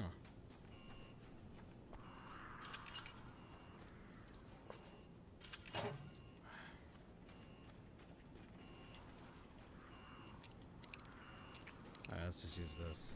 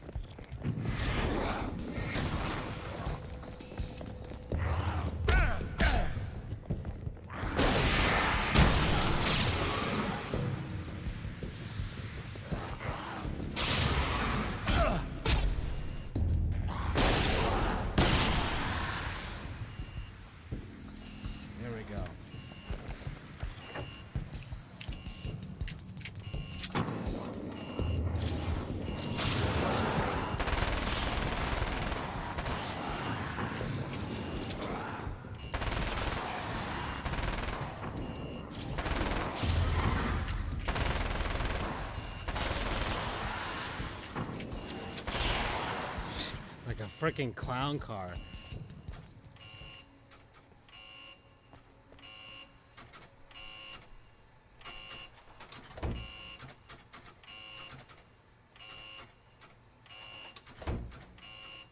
Maybe all three this time?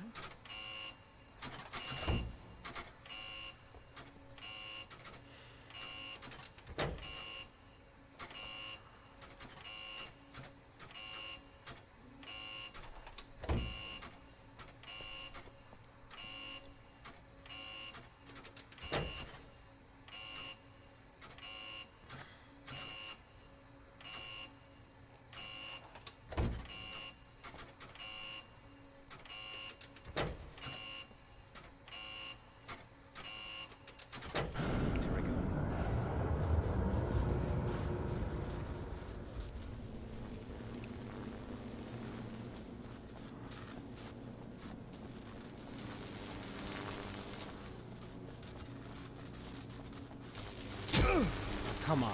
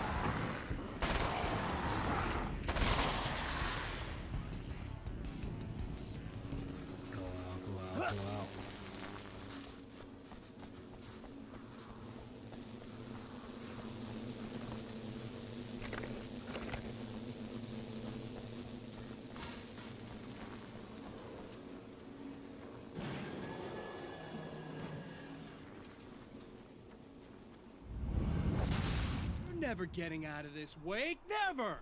Don't worry. I'll take care of your wife and your life. You're starting to sound a little desperate. Really, I'm a psycho. You knew I am a psycho. I told you I'm a psycho. Really, I'm a psycho.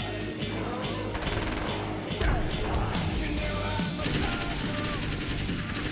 I told you I'm a psycho. 'Cause really I'm a psycho. I told you I'm a psycho, psycho, psycho. You knew I'm a psycho. I told you I'm a psycho.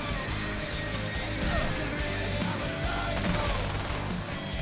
I told you I'm a psycho,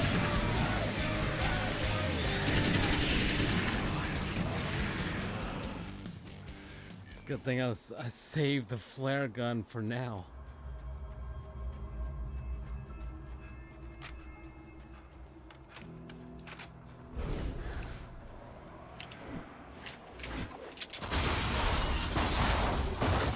I don't know what you think you're doing, but I'll send you right back to the beginning.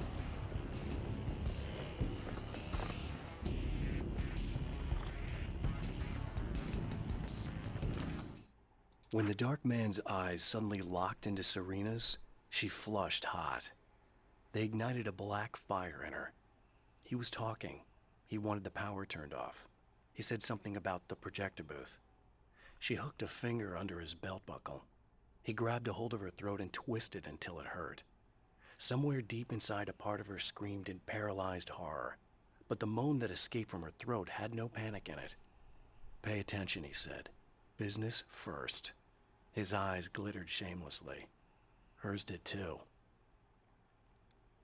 Okay.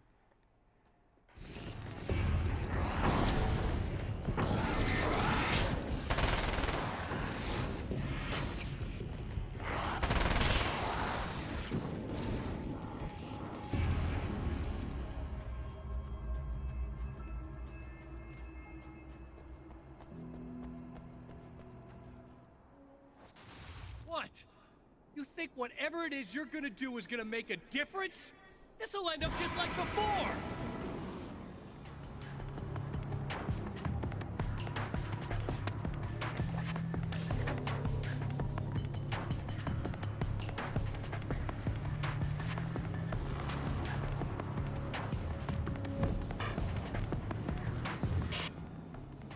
been around for a while now, you know?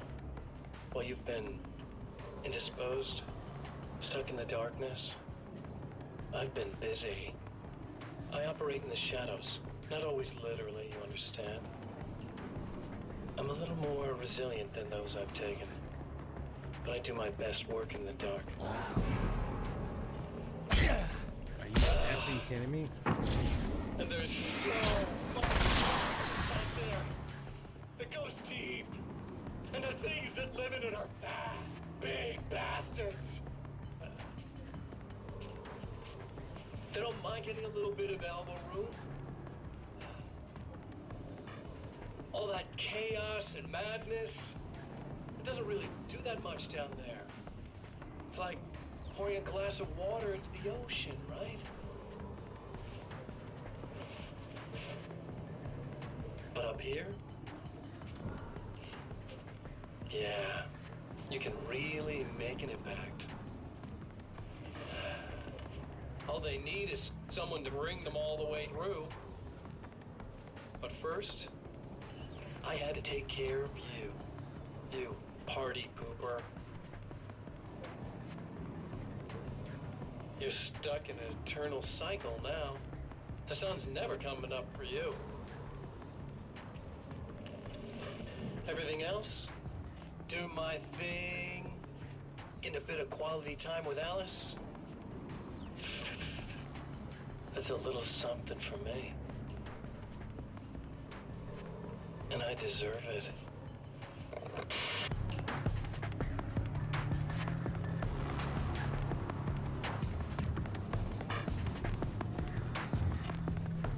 I wonder if I go back to that woman up there. Save her.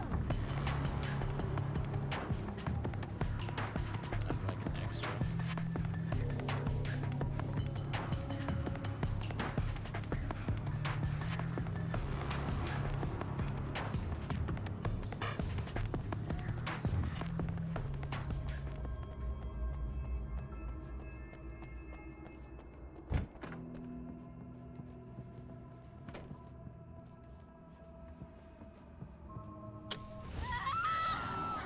Oh, hey. I'm hoping I can put an end to this now. You'd better. I really don't want that to happen to me again. It's like somebody vomited in my brain, like a sleazy movie that keeps looping in my head. I'll stop this, I swear. You know the part that's really screwed up? If you mess it up, it'll just keep happening forever, right? I don't think I can deal with that. Don't think about that. I don't think of anything but.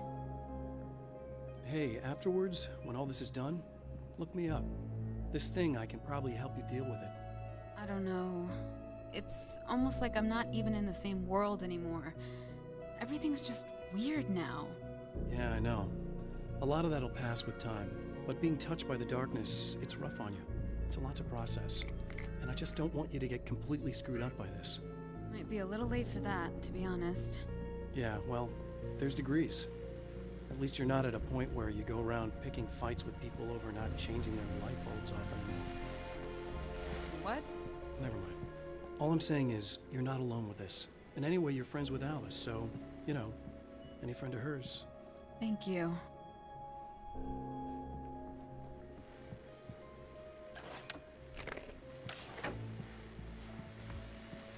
Hello, folks, and welcome to the third part of our pre-recorded interview with Serena Valdivia and renowned photographer Alice Wink. So, tell me about the film. It's called Sunrise, and it really wasn't something I ever thought of as an actual film. It was just footage, things I saw and happened to shoot. It's not a medium I'm very much at home with. You shouldn't put yourself down. You've got a great eye. Maybe, but experience is another thing. Because you're primarily a still photographer. Yes, exactly. So I'm really used to thinking of the world in terms of snapshots. I frame something and try to pick the right moment, and then reveal that moment to people. Moving images are a different story. I'm still learning a lot about it, to be honest. So, this is a new thing for you? Or maybe I'm just a slow learner. But showing it like this is definitely a new step for me. It's a little weird taking something this intimate and showing it to everybody. Not that the material itself is somehow shocking. It's just that those were private moments. But that's why it works, because it feels genuine. It's not so much a story as it is a sort of an echo. showing us how you saw your husband at the time. It's not really about the sunrise itself or Alan watching it. It's about you two together. I suppose.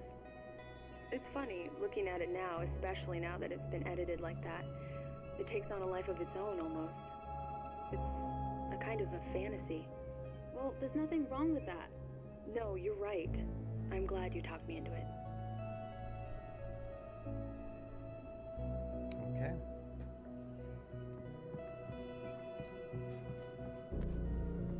Let's end this.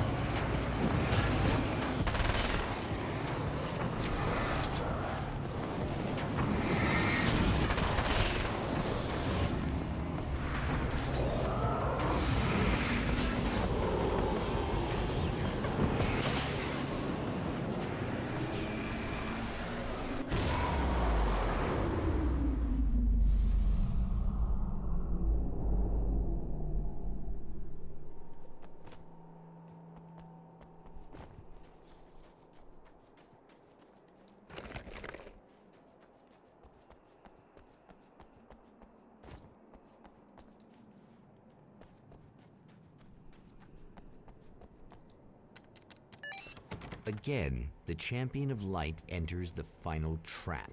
The new reality is almost here. All he needs to do is change the details of the scene, push it past the breaking point, and the rest will snap into place. Okay.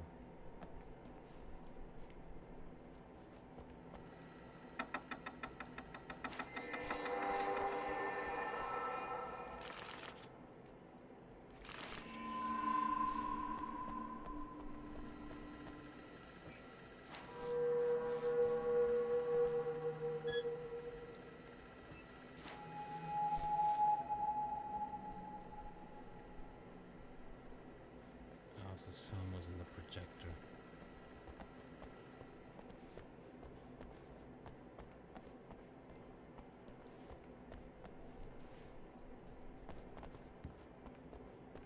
Okay, which one? Where's Alice's phone?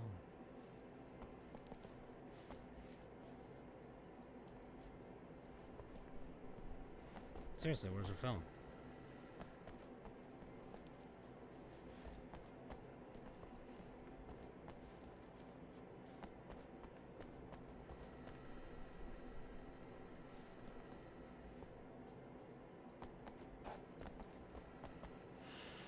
Oh, there it is.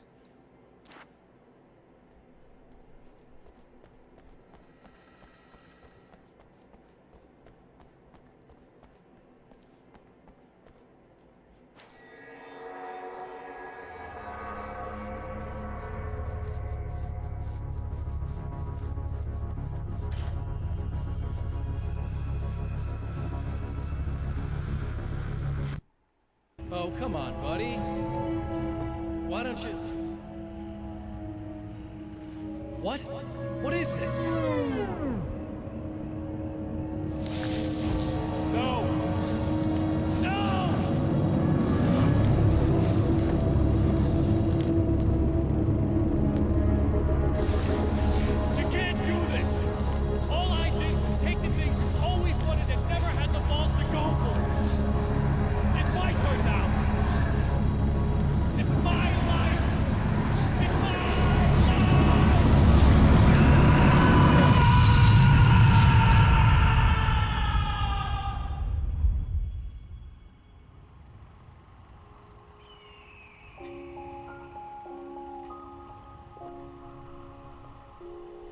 Alan? Is it really you? It's really me. How? I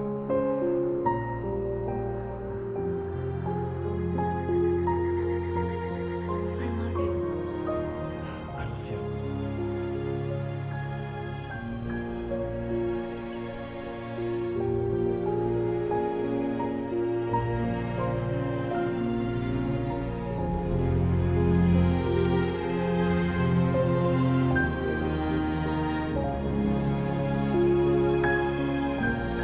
A woman, a man, two lovers, held apart for far too long, enveloped in the light of a glorious dawn.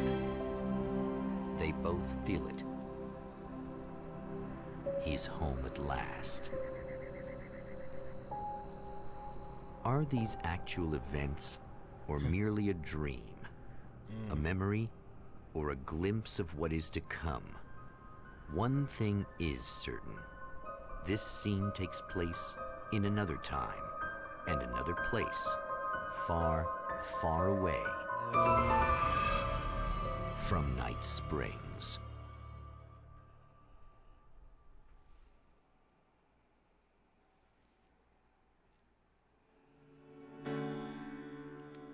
Well then, I beat it in one shot. You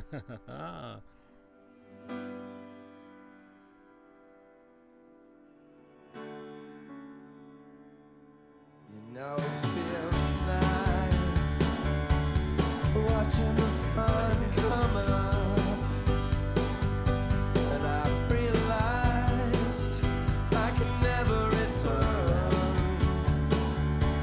Oh baby, it feels good watching the sun come up. I can attack the day with the will to burn, and the sky is a picture of violence, blood red and steely blue.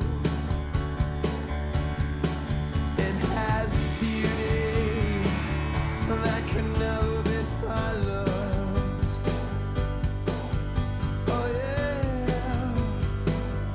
it reminds me of you. And if you're broken down, lying face on the ground, it's too late.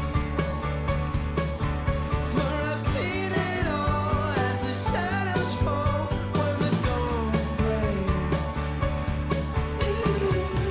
I could never be beyond repair. I could never be beyond repair. Watching the sun come up, and my hands, they are shaking, whilst my feet, they cannot turn. It's all making sense.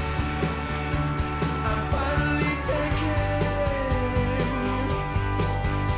each day with a will to burn.